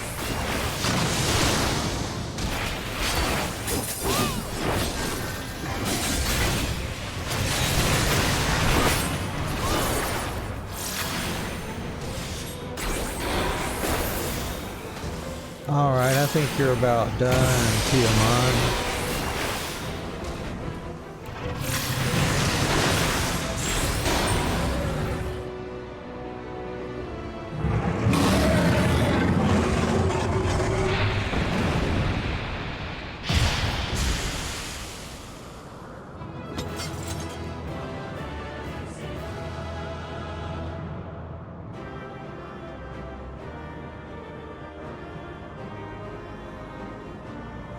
Oh yeah, and my spirit bond with my demon pieces. I got a hat and sandals. They've completed.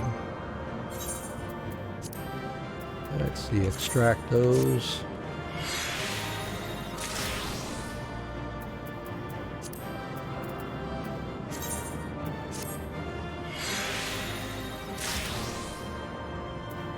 And how we doing on the other spirit bonds there? We recently did all of our accessories, but they're getting back on up there too.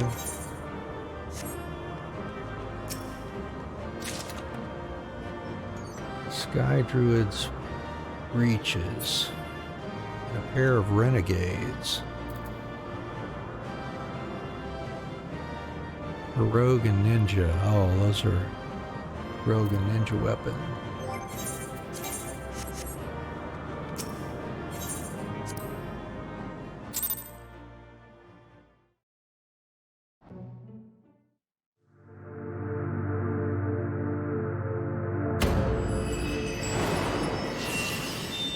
Alright, replenishing another crystal.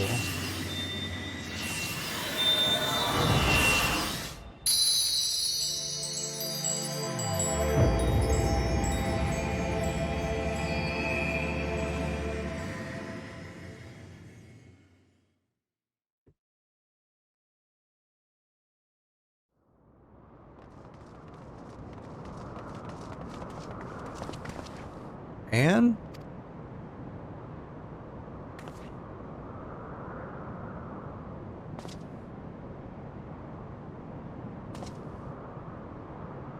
it would seem Tiamat was the last. I sense no other dragons nearby.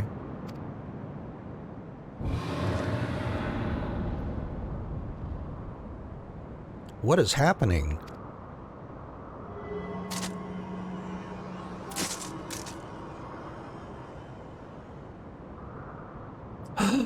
Nidhogg. He roars.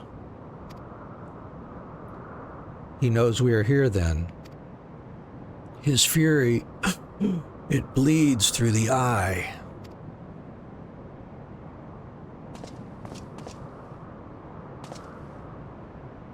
Fear not, I am yet my own master. But that damned worm's wrath burns hotter than flame. Come, the heart of the dragon's homeland yet lies before us.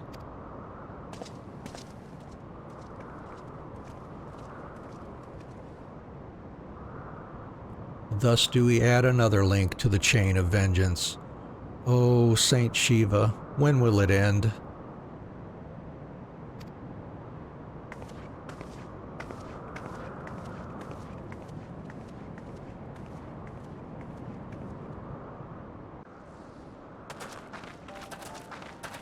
To the peak of Som-Al, at the end of a perilous mountain path, whence could be seen a string of pearl-like islands floating impossibly atop a sea of clouds.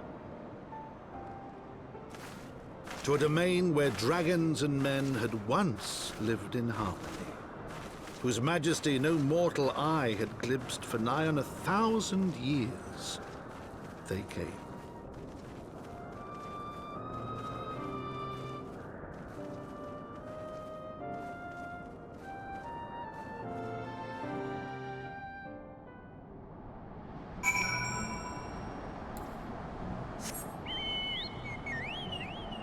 All right, I'd like to take just a brief intermission here, and we'll be back in just a few minutes.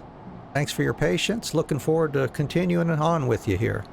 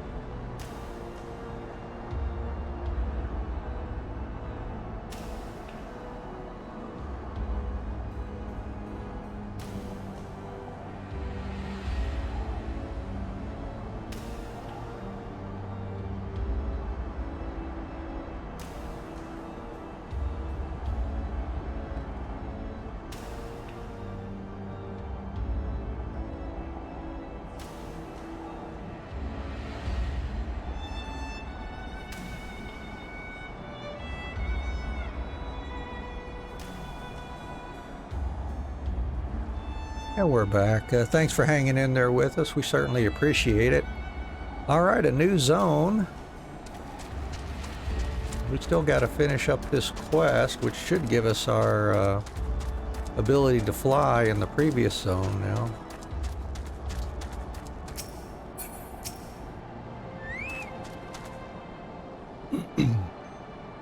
We have reached it at last, the peak of Som-Al. 'Tis said to be the highest mountain in all of Eorzea, you know. I thought it cold in Kurthus, but the air here carries the chill of a dozen winters. Here we go, yeah. Rebirth Dravanian Forelands.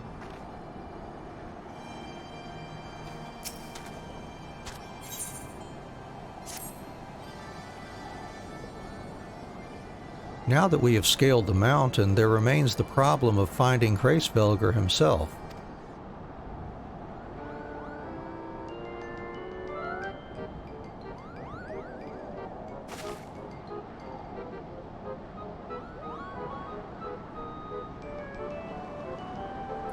What manner of creature is that?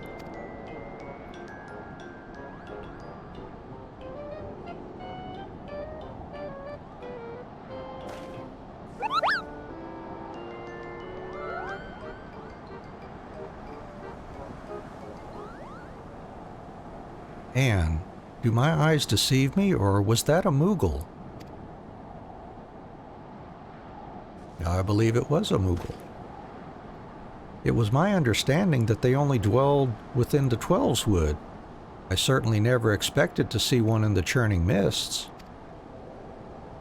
If the Moogle does live here, however, he may know where Hraesvelgr makes his lair. Quickly now, before we lose the creature completely.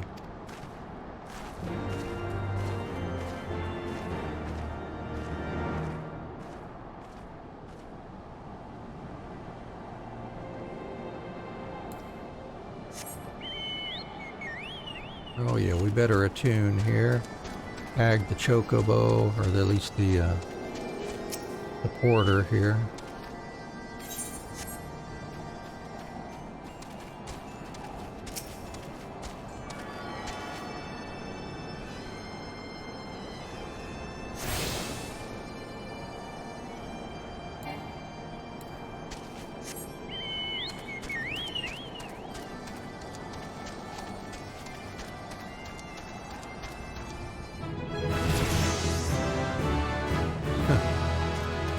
Alright, leveled up, finding a new location there.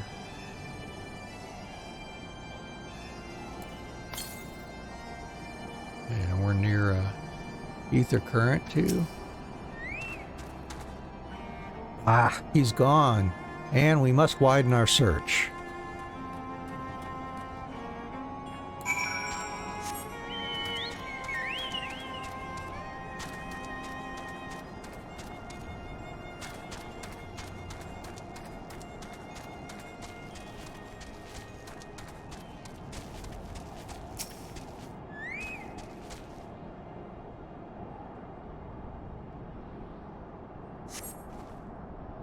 I have heard tales of these Moogles, but 'tis the first time I've ever laid eyes on one.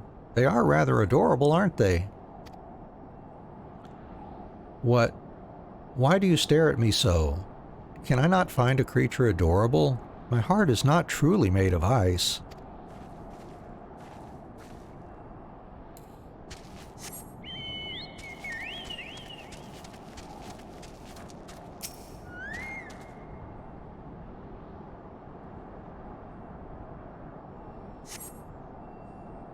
I see no evidence of this Moogle of yours. Are you certain it wasn't a trick of the light? Mayhaps 'twas simply one of these strange plants shifting in a breeze.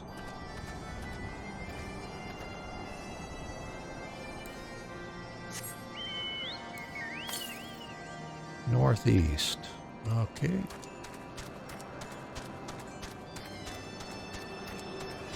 Here it is.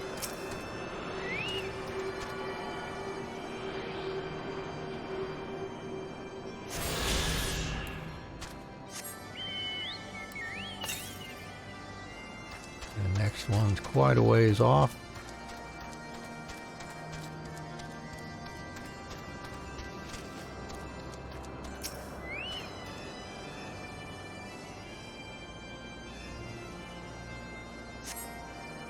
There's no sign of a Moogle in the area.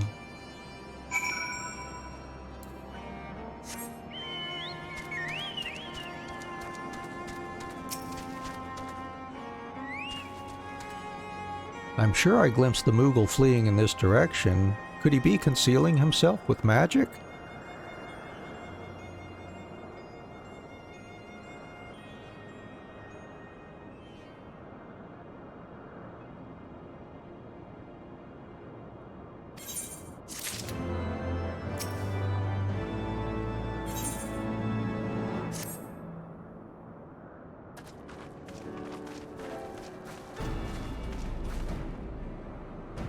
Confound it.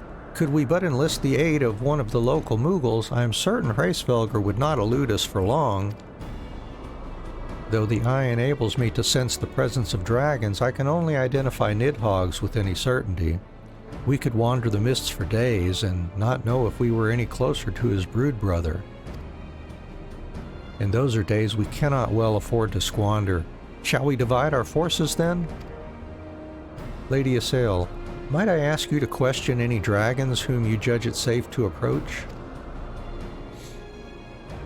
I shall try, yet I fear the influence of Nidhogg's rage will render most of the Dravanians in the area deaf to reason. And what of you, Master Alphinaud? I have not yet given up on the Moogles. Anne, come with me to Gridania. I mean to petition the aid of the Moogles' kin in the Twelveswood. After that business with Mog, I dare say they will be glad to help us. Assuming you have no need of me, I shall remain here. Nidhogg senses both the loss of his consort and the coming of the Eye, and his attention is firmly fixed in this direction. I mean to do what I can to hold his gaze in the hope that it might delay any action against Ishgard. Thank you, Estinien. Come then, Anne. Let us make haste for Gridania and rendezvous at Nofika's altar. Ah, but I neglected to tell you, there is an aetheryte of ancient construction here which should make the return journey rather less arduous. Pray, do not forget to use it. Thanks for the reminder, Alphinaud.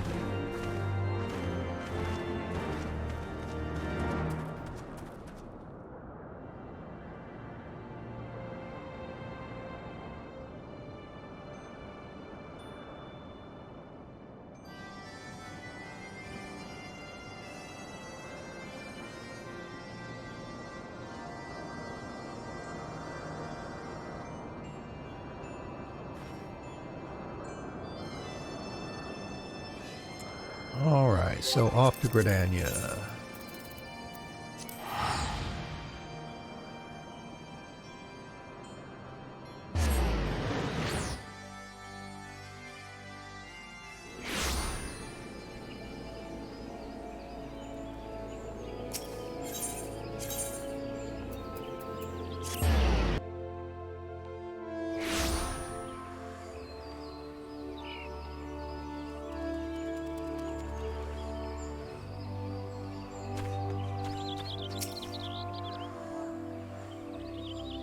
I sent word to the elder Seedseer upon arriving in Gridania, and I am pleased to report that she has agreed to grant us an audience.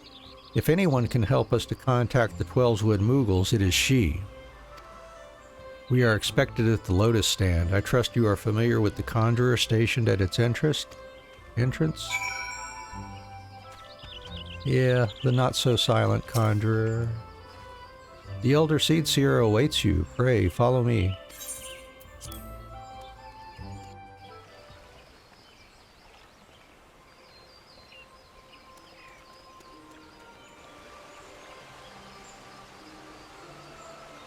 I bid you welcome, friends. The Admiral spoke of having met with you, but 'tis no less of a relief to see you safe and hale with mine own eyes. We humbly thank you for agreeing to receive us upon such short notice, my lady, and for all you have done for us in our absence. Would that it were solely to express our gratitude that we came to you this day. Alas, the tides of battle yet dictate our comings and goings. Elder Seedseer, we would beg your wisdom in a matter that may finally bring an end to the Dragonsong War. Speak on, friend.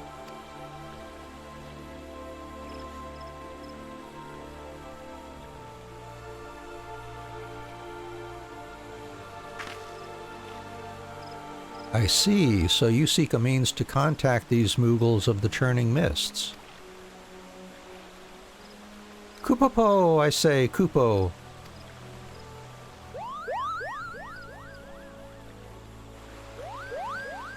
Greetings, Kuplakop. To what do we owe the pleasure of your company? I was struck by the sudden urge to bring you some fruit, Kane, and I'm jolly glad I did. Tell me more about these Moogles in the sky, Kupo. I will gladly tell you all I know, though it amounts to precious little. We encountered a Moogle high in the clouds of Dravania, and had hoped that you and your kin in the Twelveswood might agree to facilitate a meeting. Pray correct me if I am mistaken, Kuplo, but there are legends, are there not, which speak of Moogles who dwelled beyond the clouds? Indeed there are, Kupo. Long, long ago, back when the world was still young, they say my ancestors served the gods up in the heavens. Of course, that was before their masters took to bickering like spoiled children. Ah, yes, the tale of good King Mogglmog XII. He is revered for holding fast to a rope of miraculous length that his subjects might climb down from the sky and escape to the world below.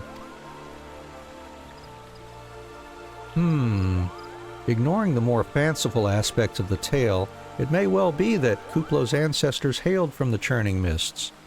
Given how long his kin have resided in the Twelveswood, it is perfectly possible that the details of their history have faded into myth. Indeed, Master Alphinaud, such stories oft contain a measure of truth. 'Tis like that the Moogles of the churning mists tell similar tales of the world below. I can well imagine why the one you encountered fled at your approach. Oh, fleeing's second nature to us. We often hide when the larger races come tramping through the forest. Of course, where there's one Moogle, there's bound to be more.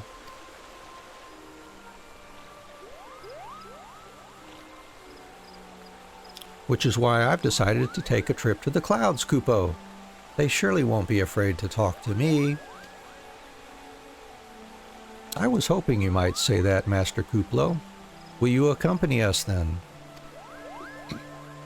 Just you try and stop me, Kupo. I'll admit, the thought of venturing outside the Twelveswood is a bit unsettling, but I can hardly refuse a chance to meet my distant cousins.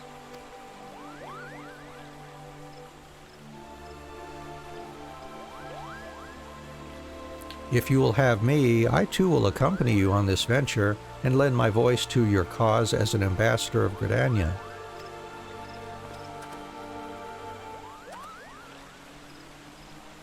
What? My lady, are you quite certain? How oft has our nation turned to the scions of the Seventh Dawn in its hour of need? How oft have we asked the Warrior of Light to risk her life to save our own? Full many times, I say to you, and never have they refused us. Thus do I choose this day to offer mine aid to our allies for the good of the realm.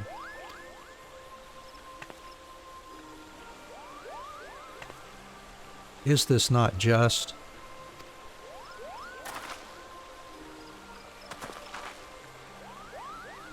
A most unexpected and most welcome offer, Elder Seedseer. We would be honored by your presence.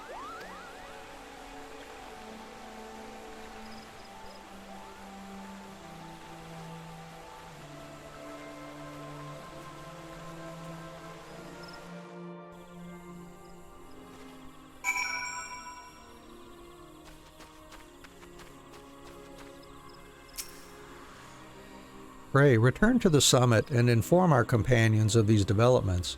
I will serve as the Elder Seedseer's guide on the journey back to Somal. It being a path I have already trodden, I do not anticipate any great difficulties. Besides, we shall have the Elder Seedseer's personal guard to escort us. Okay, so back to Mogholm.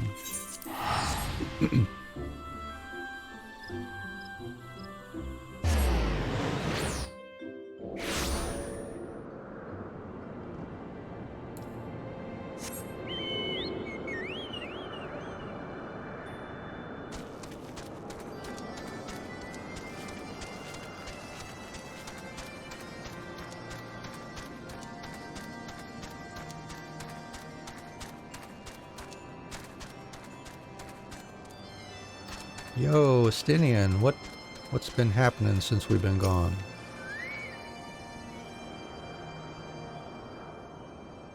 Well met, Warrior of Light. Nidhogg has not stirred, but he watches us unblinking. We met with the Elder Seedseer. The Elder Seedseer herself answers your call, and there is naught to do but wait.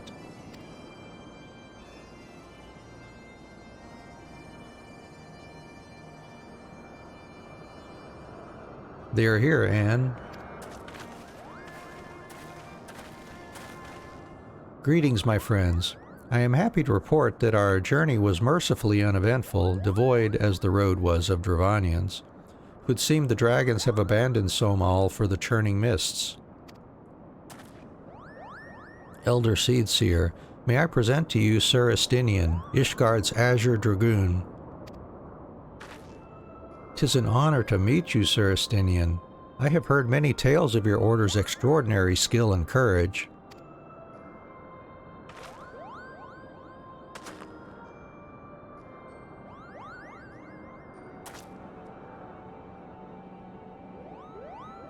Friends, I feel it only right to inform you that we are not alone. The Moogles are all around us even as we speak, and I should imagine they are more than a little concerned by the horde of strangers that have descended upon their home. Mayhap now would be an opportune moment to introduce ourselves.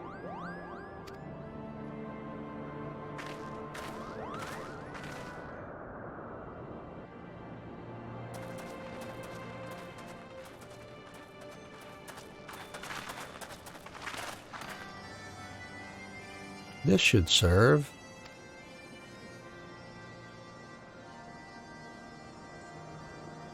They're hiding, of course, but there are so many of them, Kupo.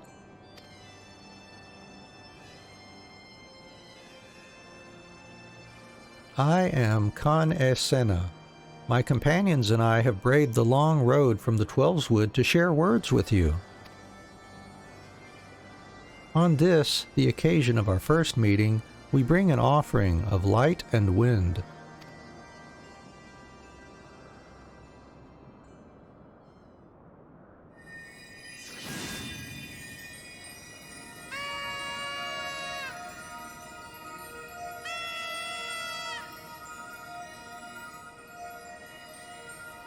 Ooh, such a gentle and pleasing glow, Kupo.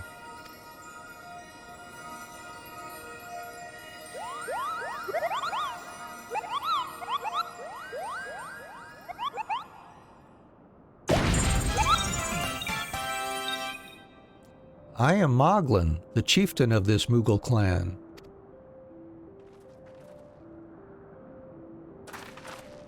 Chieftain Moglin, it is an honor to meet you. Greetings, I am Kuplakop, ambassador of the Twelveswood Moogles. A Moogle from the world below? Your hide is of a different hue, but that palm is unmistakable. I might need a moment here, Kupo. My companions were no less surprised to learn of your existence here amongst the clouds. I hope they did not startle you overmuch in their eagerness to make your acquaintance. Full well can I imagine your wariness. I am told that men have not walked here in nigh on 1,000 winters. Mayhap you will forgive them their forwardness when I unfold to you the grave matter which first brought them into your midst. My companions crave an audience with the great worm Hraesvelgr that they might negotiate an end to the war twixt man and dragon. An end to war, you say? I trust you, Kan Sena. The light of peace shines brightly within your soul. But I'm afraid the same cannot be said of your friends. To be plain, we did not hide ourselves because they were the first of your kind to be seen here in 1,000 years. Well, not only because of that, we hid because we smelled dragon blood. These skies are home to many, many dragons. While some crave peace, such as Hraesvelgr, many others crave the opposite, such as Nidhogg. Suffice it to say, we are worried that the presence of your blood-spattered warrior friends will attract the attention of the nastier kind and invite destruction into our happy home.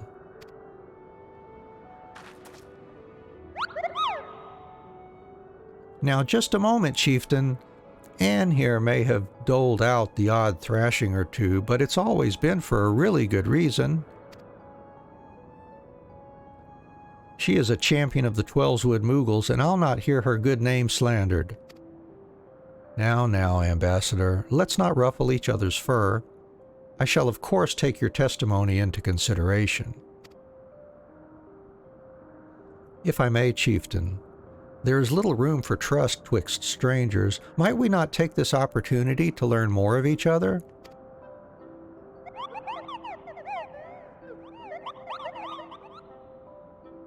An excellent suggestion, Kupo.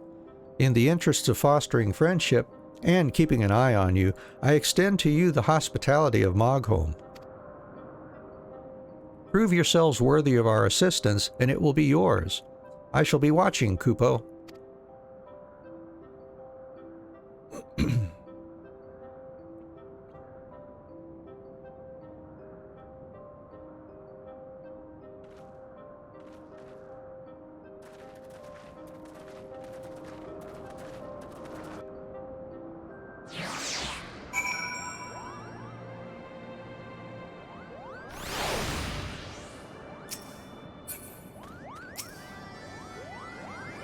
Tell me, in the world down below, do all of your kind look so different from one another?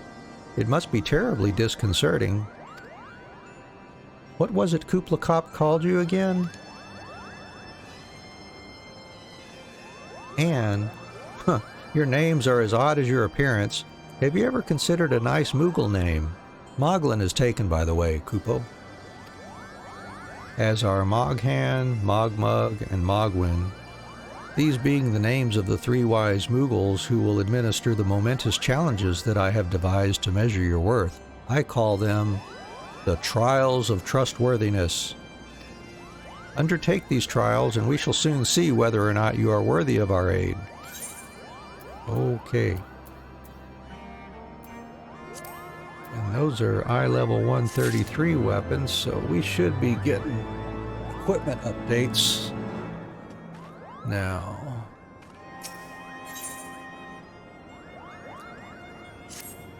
Level 54 quest. Alright. Hello, yes, I am Moghan, the foremost alchemist in Mogholm, if you must know. If your tummy's gloopy or your wings droopy, I have a potion to fix that. Or I would if I didn't keep running out of ingredients. Luckily, you're here to do my trial. Yes, go forth, mighty adventurer, and mightily pluck 3 sprigs of cloud's breath for me. You'll find it blooming near the entrance to Isle Tome. It's not the safest of places, so don't let yourself be too distracted by the pretty flowers, Kupo.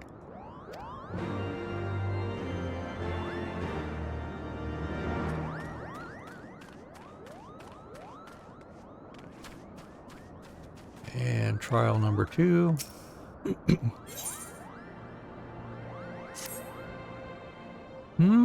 Yes, you have the pleasure of speaking with Mogmug. I know. I am the fluffiest, most enchanting creature you have ever laid eyes upon, Kupo. It isn't easy being this adorable. I can barely take a stroll outside without those relentless Dravanians throwing themselves at me. Why, they look as if they might just gobble me right up.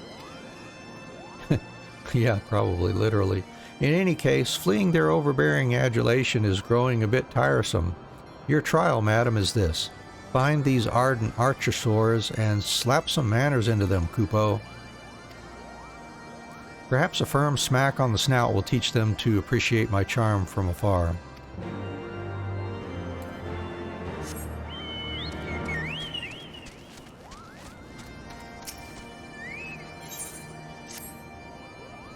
Mogwin's the name and art is my game. When it comes to painting, there are none in Mogholm who can match my talent with a brush, Kupo. I know why you have come. Chieftain Moglin has demanded that I test your trustworthiness. But as I trust no one to create art that will satisfy me, I instead charge you with retrieving a masterpiece I seem to have misplaced. It was an ambitious and innovative work, guaranteed to fetch at least 4 Koopa nuts on the open market. You must find it. Question the masses. Surely a pebble painted with such vibrant color and unmistakable panache cannot have escaped the notice of every Moogle in Mogholm.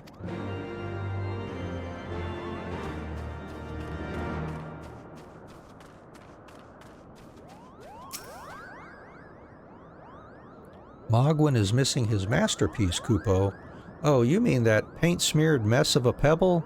I've not seen it recently, a fact for which my eyes are profoundly grateful.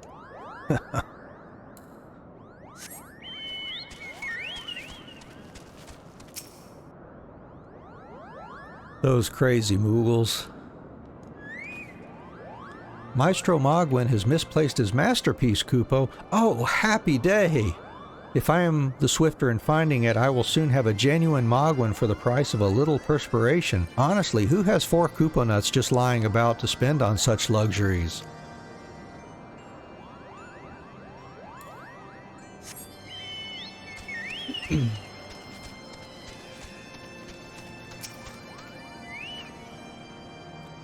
I don't know much about his stone, but I do know Mogwin's been creeping out the back way to Somal's summit from time to time, Kupo. Maybe he left it up there. Alright, well, let's go see then.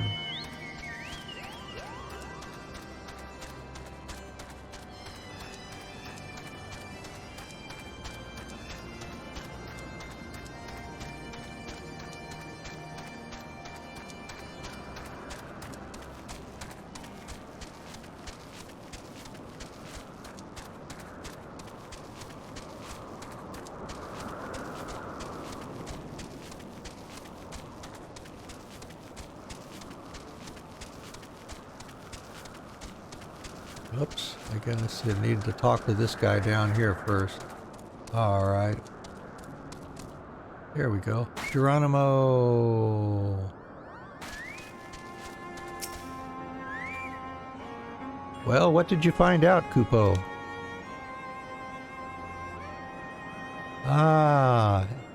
Yes. Now that you mention it, I do seem to recall leaving my pebble out in the sun to dry. The second part of your trial commences. Go, adventurer, and retrieve my masterpiece before some art-starved admirer swipes the stone for himself. Alright, now we go up there.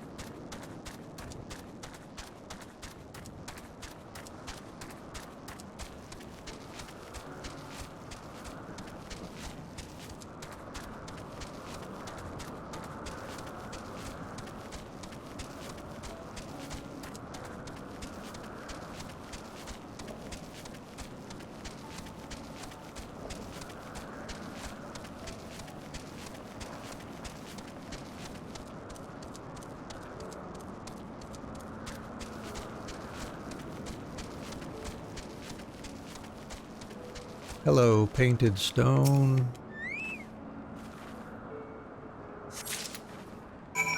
All right.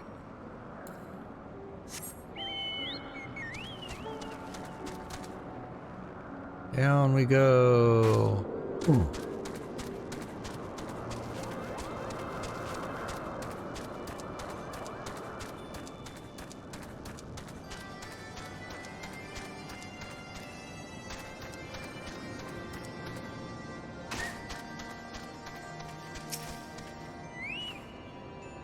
Do you have it, Kupo? Is my masterpiece safe? Here is one Moogle masterpiece. Yes, this is my work. Is it not exquisite? I call it Contemplations of Zenith. Thank you, madam. At last I can exchange my art for those delectable Koopa nuts. Chieftain Moglin will hear of this valorous deed. And a red mage. Yeah, I think this is an upgrade for sure. Heck yeah, let's take that.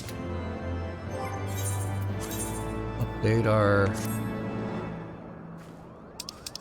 weapon there. Eye level 139 now.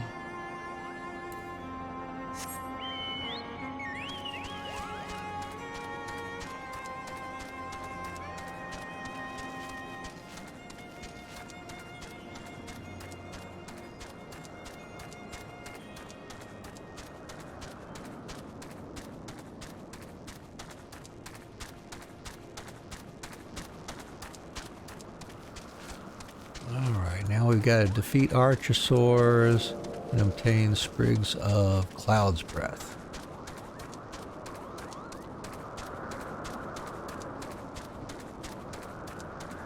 That looks like some Archosaurs there. And there's a Cloud's Breath.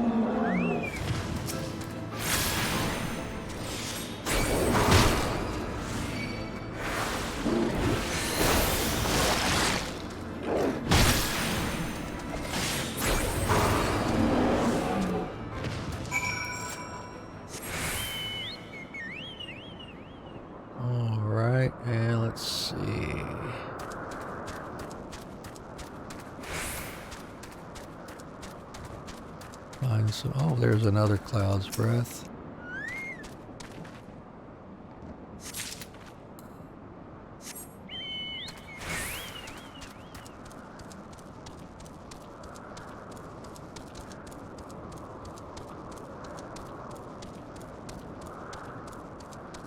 And the last one.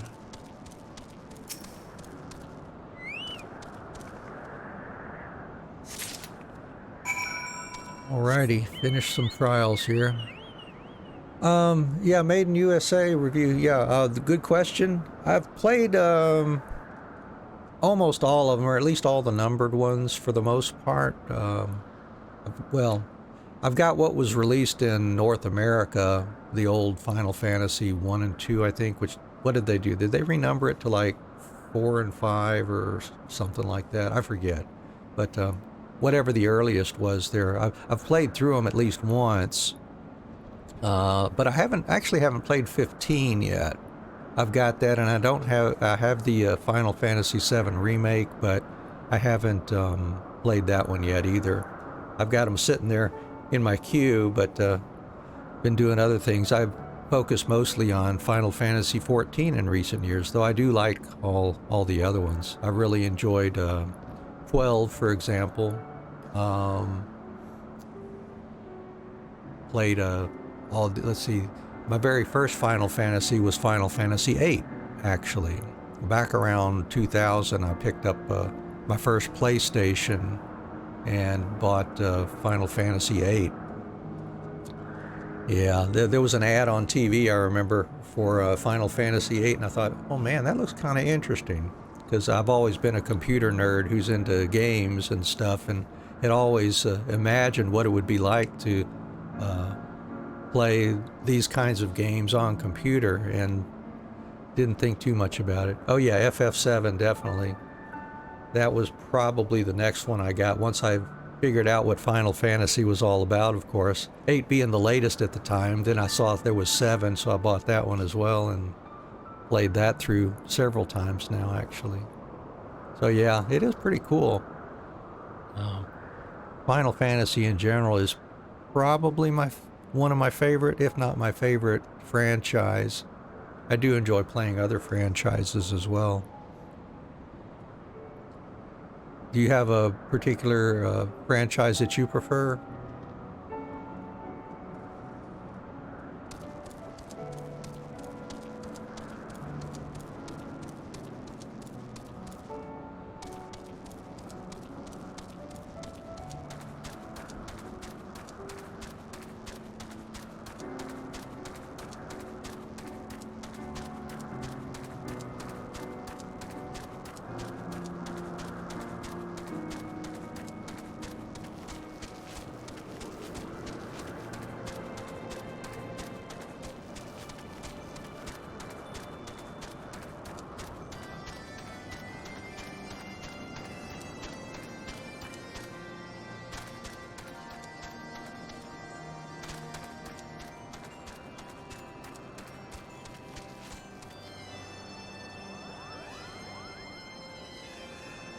Oh, okay. Yeah, I've never played Crash Bandicoot myself.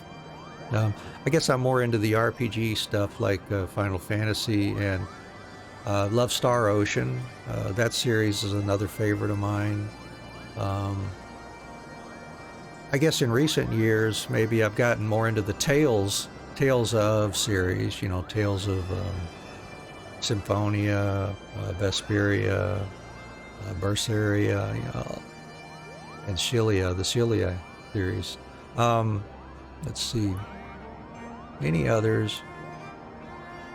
There's liable to be more. But yeah, anyways, I do enjoy these a lot.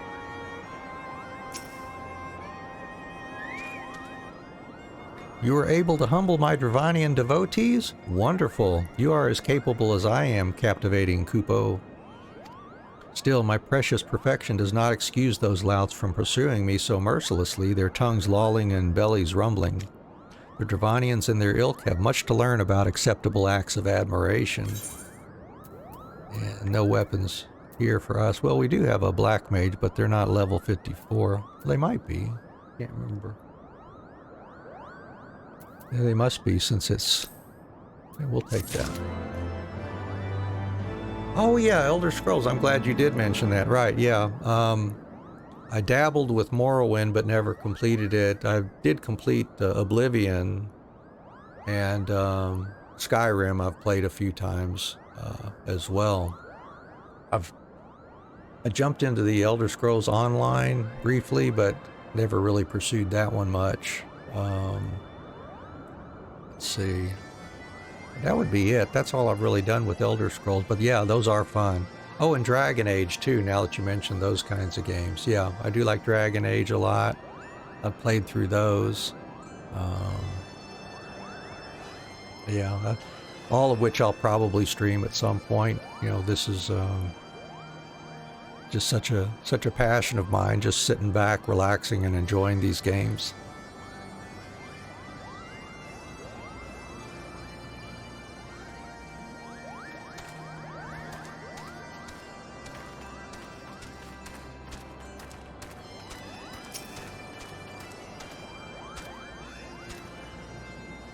Did you have any trouble finding Cloud's Breath? I do need it quite urgently, you know.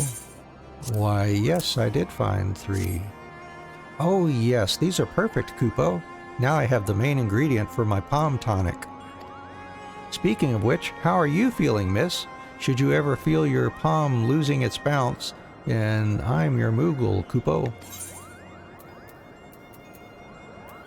I don't happen to have a palm, but thanks for the offer. Alright, we completed the trials. Speak with Chief Moglin. Oh, we've got, it looks like, maybe some Ether Current quest available also. Moglin's Judgment. Chieftain Moglin is ready to pass judgment. And, if that is what you insist on calling yourself, you have completed the trials of trustworthiness administered by the taskmasters Moghand, Mogmug, and Mogwin. During these grueling tests of character, I closely observed your conduct, as well as that of your companions. And I am decided, Kupo. Gather your friends before me now so that I need not repeat myself needlessly.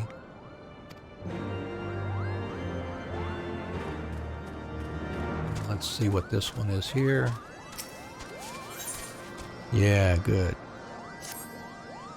Have you ever bathed in the waters to the northeast? Of course not, because a gang of burly Hropkins has been attacking any who goes near them, Kupo. If you were kind enough to slay a few, that might scare them away, giving me time for a dip in the waters. Alright, I'll get around to that then.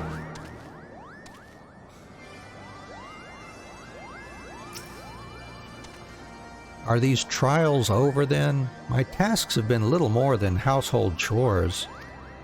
If our hosts elect not to grant their aid after working us like pack chocobos, I shall demand compensation in Kupo nuts out of principle. But I hope it will not come to that. Let us hear the chieftain's verdict, shall we?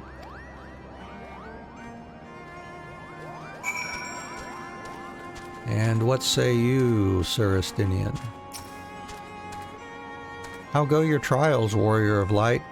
I myself have been sent on a number of expeditions to chastise the local dragon population. Did not their chieftain wish to avoid inflaming the Dravanians? Such contradictions aside, our hosts seemed entranced by the height of my leap. They compared me to Mog, a lance-wielding Moogle warrior of Eld who also favored such attacks. 'Twas meant as a compliment, I expect, but I doubt these furry lumps could outleap a caracal lamb, much less a dragoon. Conclude your business here swiftly, Anne. I like not this place.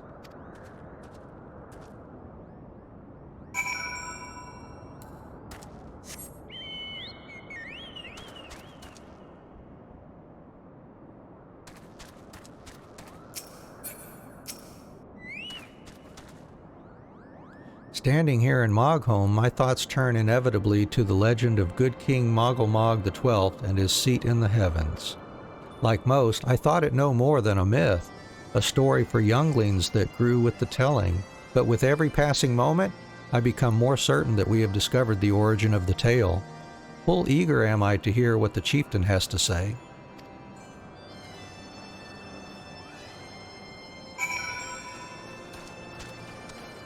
And what about you, Kuplakop? We've become such friends, Kupo. My Moogle cousins love to sing and dance as much as I do. Chieftain Moglin has finally come to a decision, has he? Well, I suppose I better flutter over and see him then. And how'd it go with you, Isael? What sorcery is this, that my heart should stir at mere fluffiness?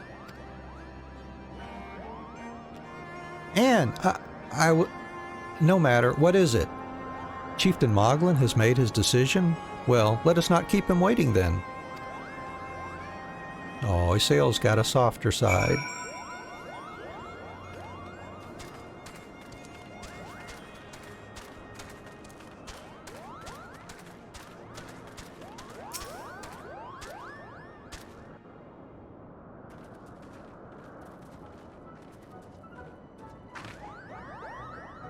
Never have I seen such determined workers, Kupo.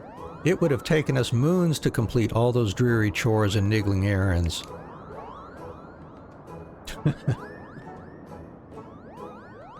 And have our labors proven the purity of our intentions, Chieftain? Without a doubt. In fact, there was never really all that much doubt to begin with. You were, after all, already friends with a fellow Moogle. But you see, before any meeting with Hraesvelgr could take place, certain preparations needed to be made. And what better way to help you pass the time than by having you perform all the tiresome tasks that no one ever wants to do, Kupo? Ugh.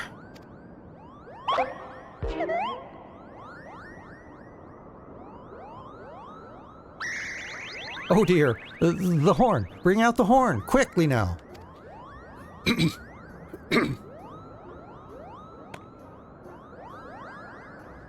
We blow on this wondrous instrument whenever we wish to speak with the Great Worm, Kupo. We haven't perhaps been treating it with the care it deserves of late, and I think Moghan may have sat on it. So we needed some time for cleaning and polishing and straightening. No lasting harm done, though. Now you need simply head to Zenith, the worm's dwelling to the west, and give the horn a good toot. We are in your debt, Chieftain. Thanks to your noble gift, we shall finally have a chance to plead our case to Hraesvelgr. Very possibly, yes. But I wouldn't get my hopes up too high, Kupo. The old worm isn't terribly fond of, Your concern is appreciated, but I am quite certain that Hraesvelgr will welcome our overtures.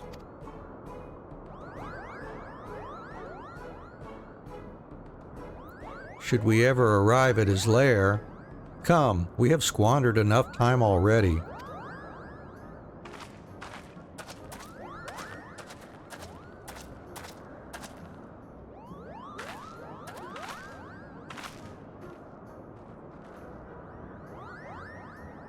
Chieftain Moglin, we thank you for your gracious hospitality, though we must soon take our leave.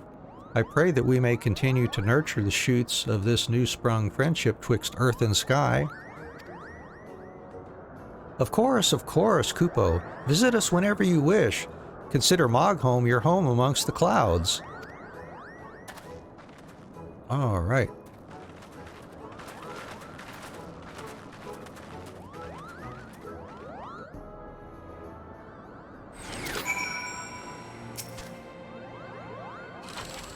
Thanks for the help, Kupo.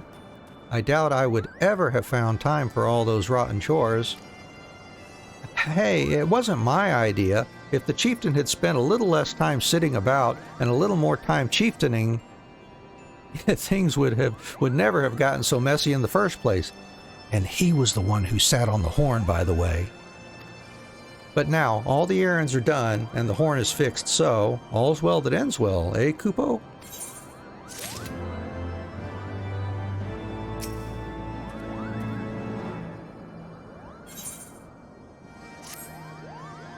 Well, I expect you're eager to be on your way. Did I mention your friend was looking for you, Kupo? If not, Alphinaud is looking for you. I'll be waiting just outside, stretching my wings. Let me know when you're ready to depart.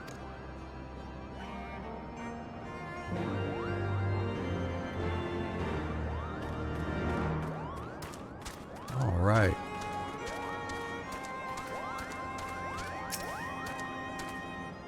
To the best of my knowledge, we have all that we need for our trip to Zenith, and I believe the Elder Seedseer and her retinue will soon be making the journey back to Gridania.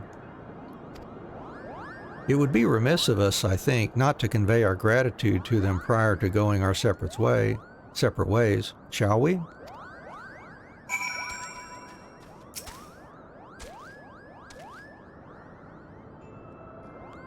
Alphinaud, Anne, I do humbly thank you for what has been a most enlightening experience.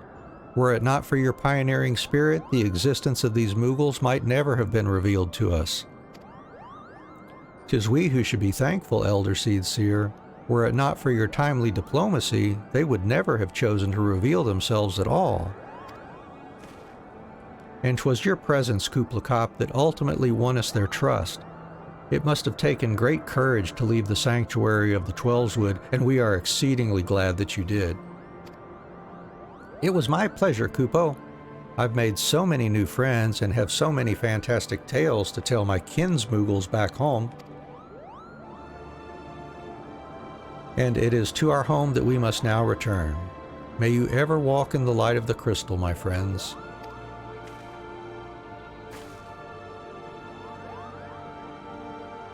Safe journey, Elder Seedseer. We too must be on our way. Hraesvelgr awaits.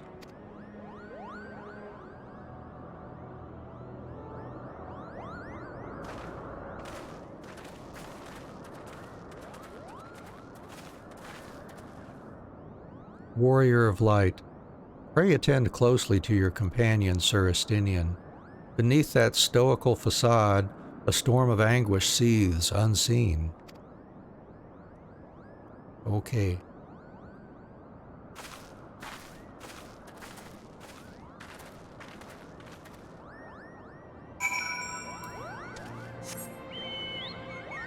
We still have to slay some Hropkins.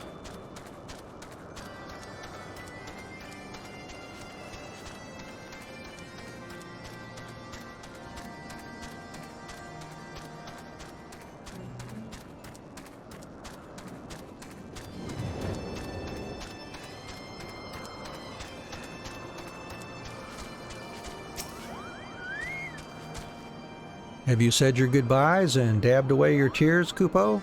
Then we are indeed ready to go.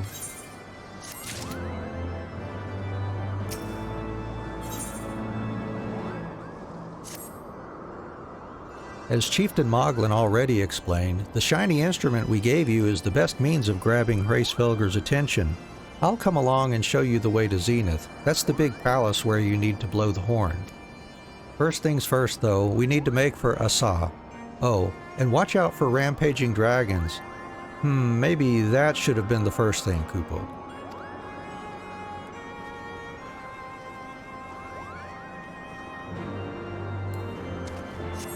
And it looks like another quest over here for another ether current, I believe. Yep. You aren't thinking of heading towards Asa, are you? Best watch yourself if you are. Archaeosaurs stalk the road looking for an easy meal. If only someone could drive them away, Kupo. Oh, you seem the type for dragon hunting. Why don't you slay 3 of the Archaeosaurs and open the road back up for Moogle traffic? Once the deed is done, let Mogmont in Asa know. Okay, well that could be convenient on the way. Let's go see if we can take out some Hropkins.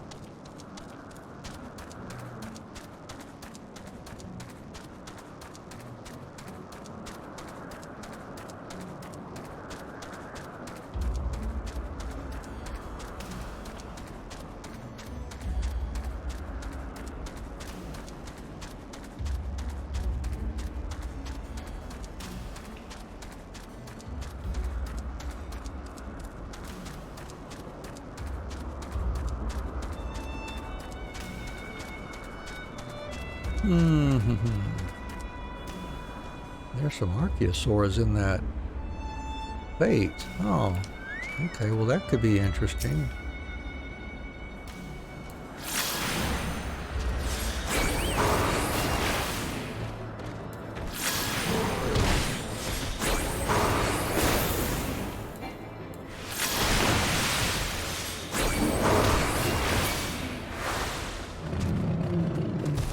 Get our Hrawkins first.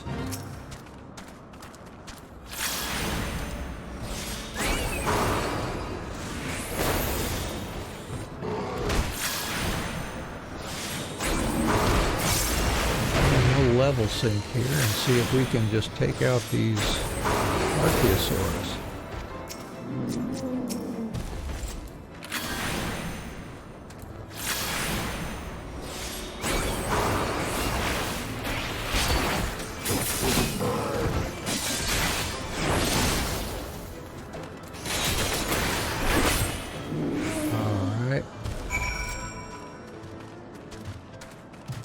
Get positioned in here. All right.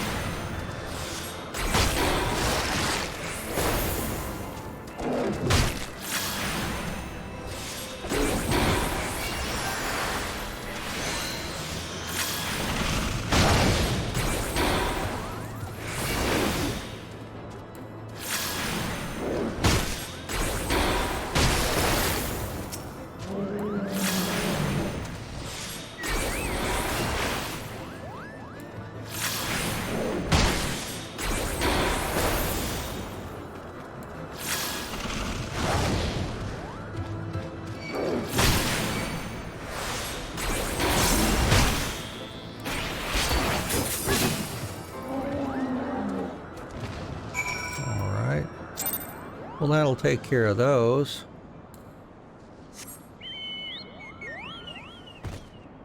And let's see, let's head back.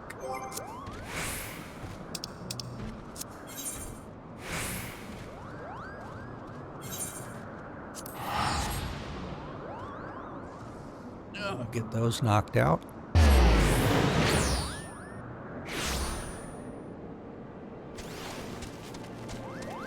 And then continue on our way.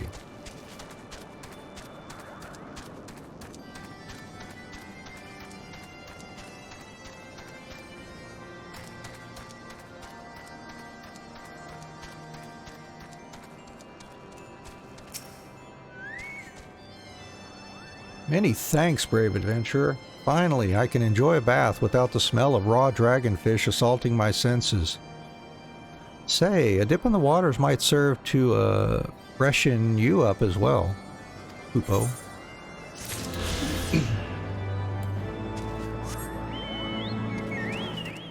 All right.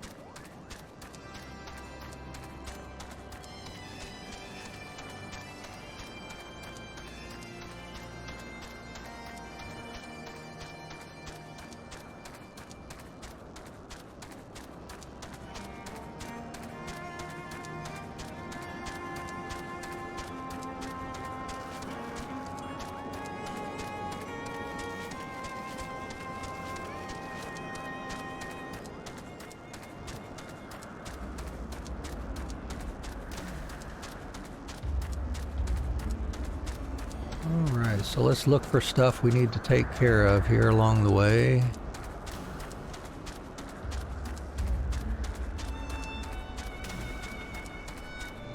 There's some.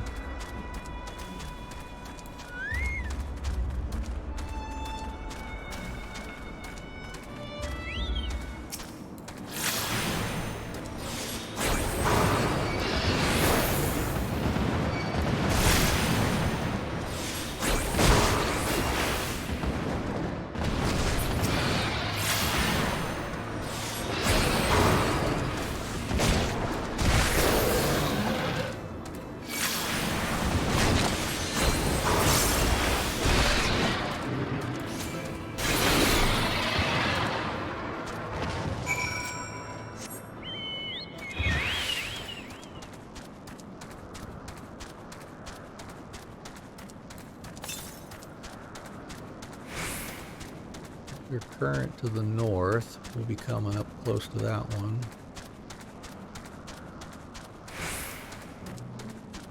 Already got our Archaeosaur quota.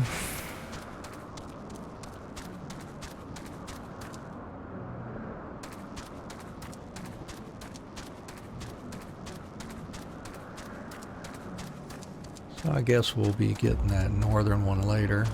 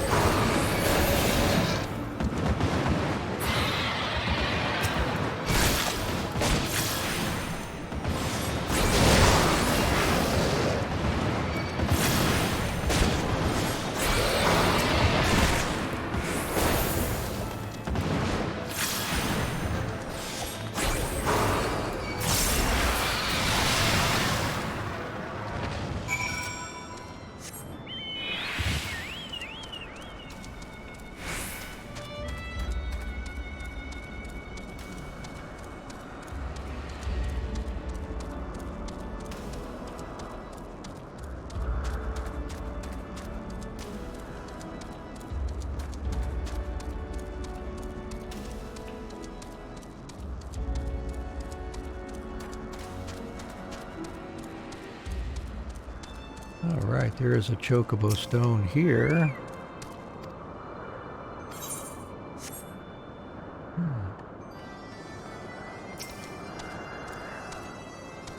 Is that someone from below? How did you get past the Archaeosaurs infesting the road? What? Mogsy asked you to slay them for him? It's just like him to depend on the kindness of strangers. We've barely been able to venture outside of Asa for fear of being attacked. Now, thanks to you, the roads are just a little safer, Kupo.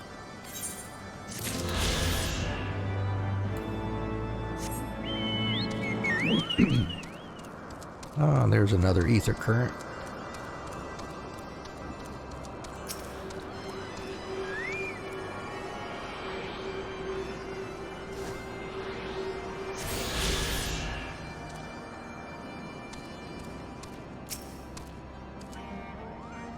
Things were a bit bitey for a while there, but I think we've arrived in one piece, Kupo. I wonder what has the dragon so awfully snappy. I mean, the bad ones are always bad, but they seem worse than usual.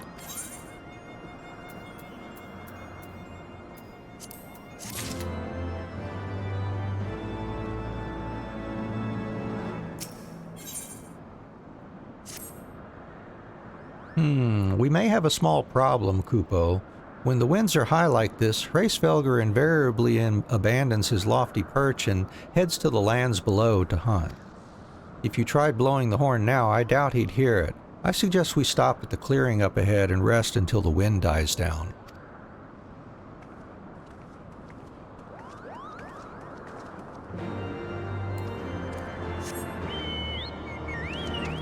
All right, sounds like a plan.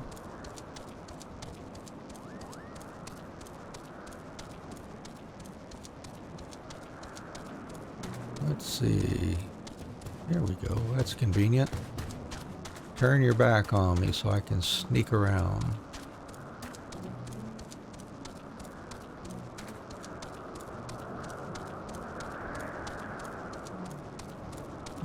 You, on the other hand, oh, I need those.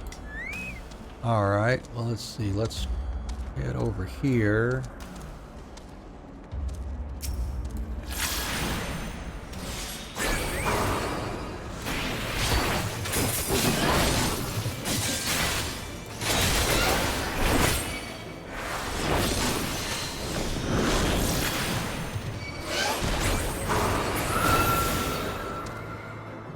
One more. All right.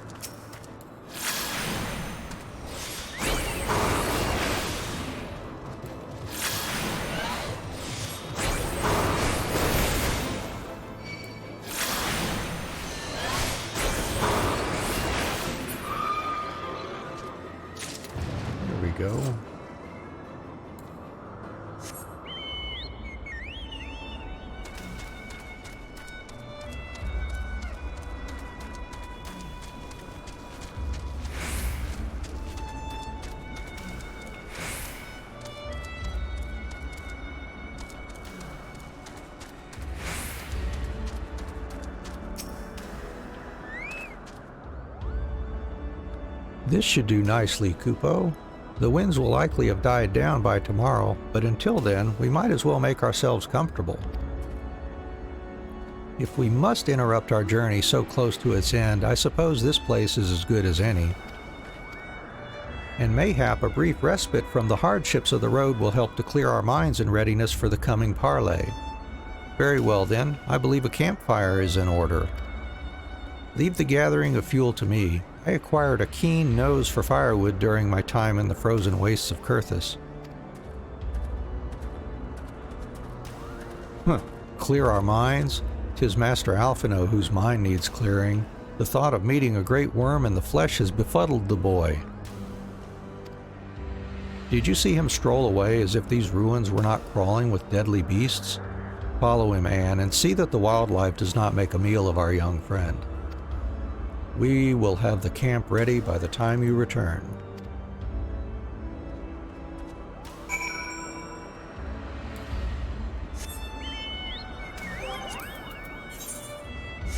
And no more ether current quests have popped anywhere.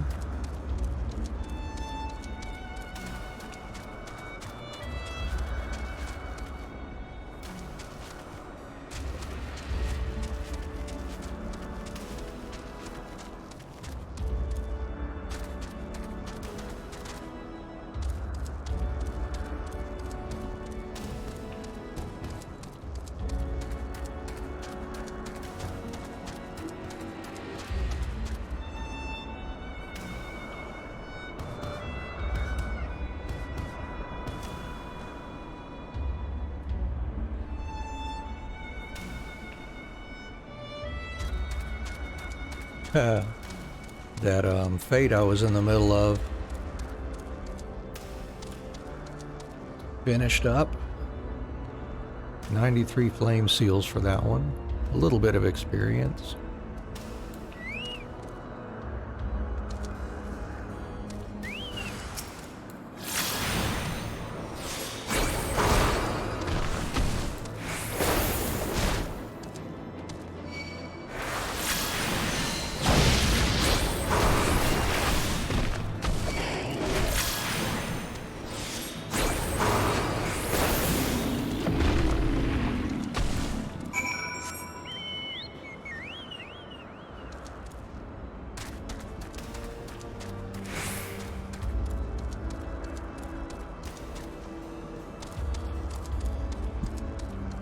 Oh, sorry about that.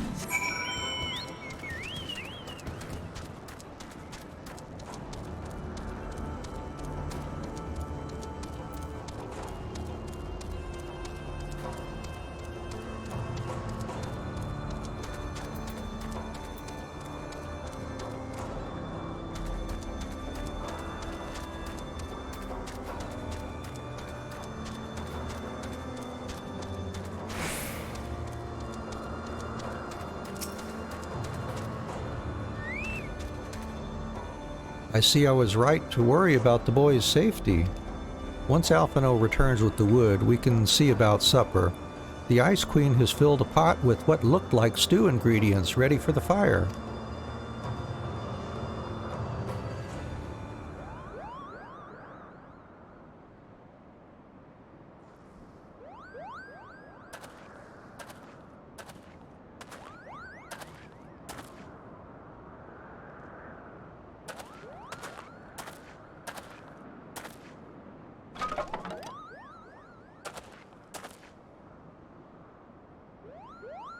Wow, nicely sawed off and everything. Where did he get that saw from, I wonder?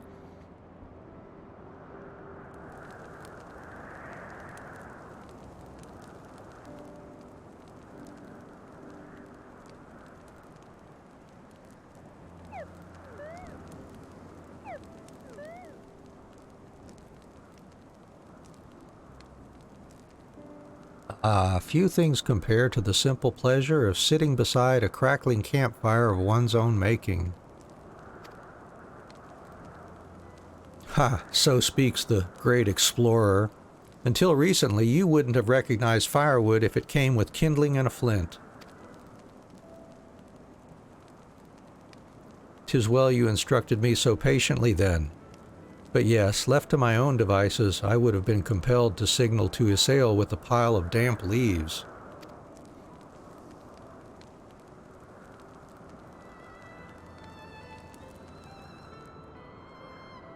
I was born the pampered son of a Charlian dignitary and, alongside my twin, became the youngest student ever to be accepted into the studium. How proud I was to match wits with scholars and philosophers, how ignorant of mine own shortcomings. That hubris invited manipulation and betrayal and led to the downfall of the scions.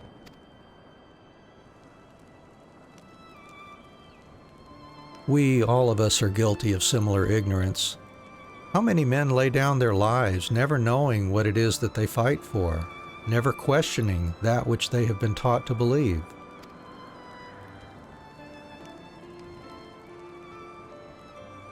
'Twas only upon meeting Hraesvelgr that I learned the truth hidden within our history. Were it not for that chance encounter, I would never have vowed to tear down the Holy See and expunge the falsehoods with which it fans the flames of conflict. I would have lived and died in ignorance that the truth has driven me to do terrible things I cannot deny, but I would rather sin in the pursuit of peace than imagine myself virtuous for perpetuating a needless war. If this journey has taught me anything, it is the importance and difficulty of holding to one's convictions in the face of failure, of striving always to replace one's ignorance with knowledge. You are well on your way, Master Alphinaud.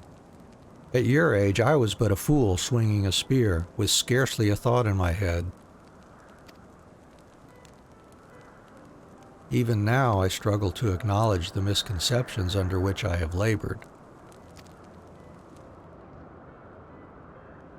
Sitting here, amongst these grand ruins, how can I deny that man and dragon once lived in peace? But for all that such an age existed, we are now in a time of war. Nidhogg killed my family, and no quirk of history will exonerate him. I may be ignorant of how the Dragon Song War began, but if we do not put an end to this conflict now, I can say for certain that it will only breed more vengeful souls such as mine.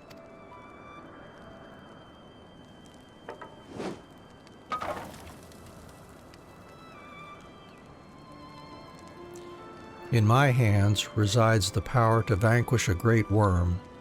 If Ishgard's survival rests on me wielding that power, I will slay Nidhogg myself, orders or no. Estinien, you gave your word. My word is contingent upon the success of our parley. Show me the strength of your convictions, Lady Iceheart. Convince Hraesvelgr of the righteousness of your cause.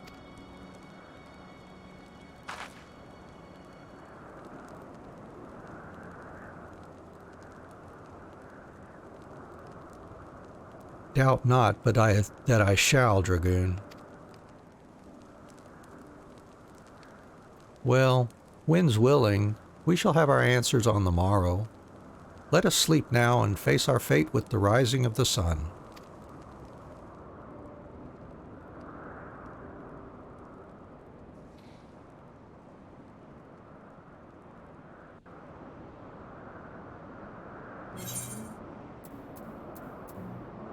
All right, new clothes.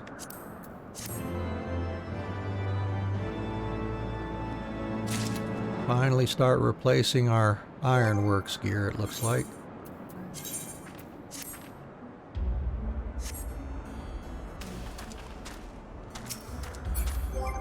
Yeah, still 139 there.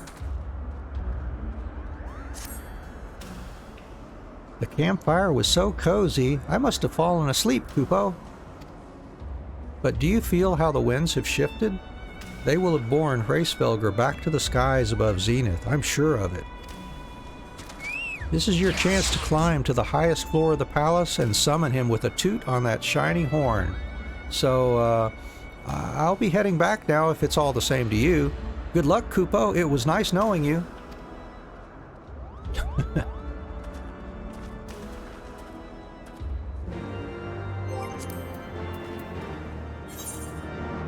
Yeah, no more ether current quests so far. Ooh, and our mount speed increased already here. That's nice. We will zip along.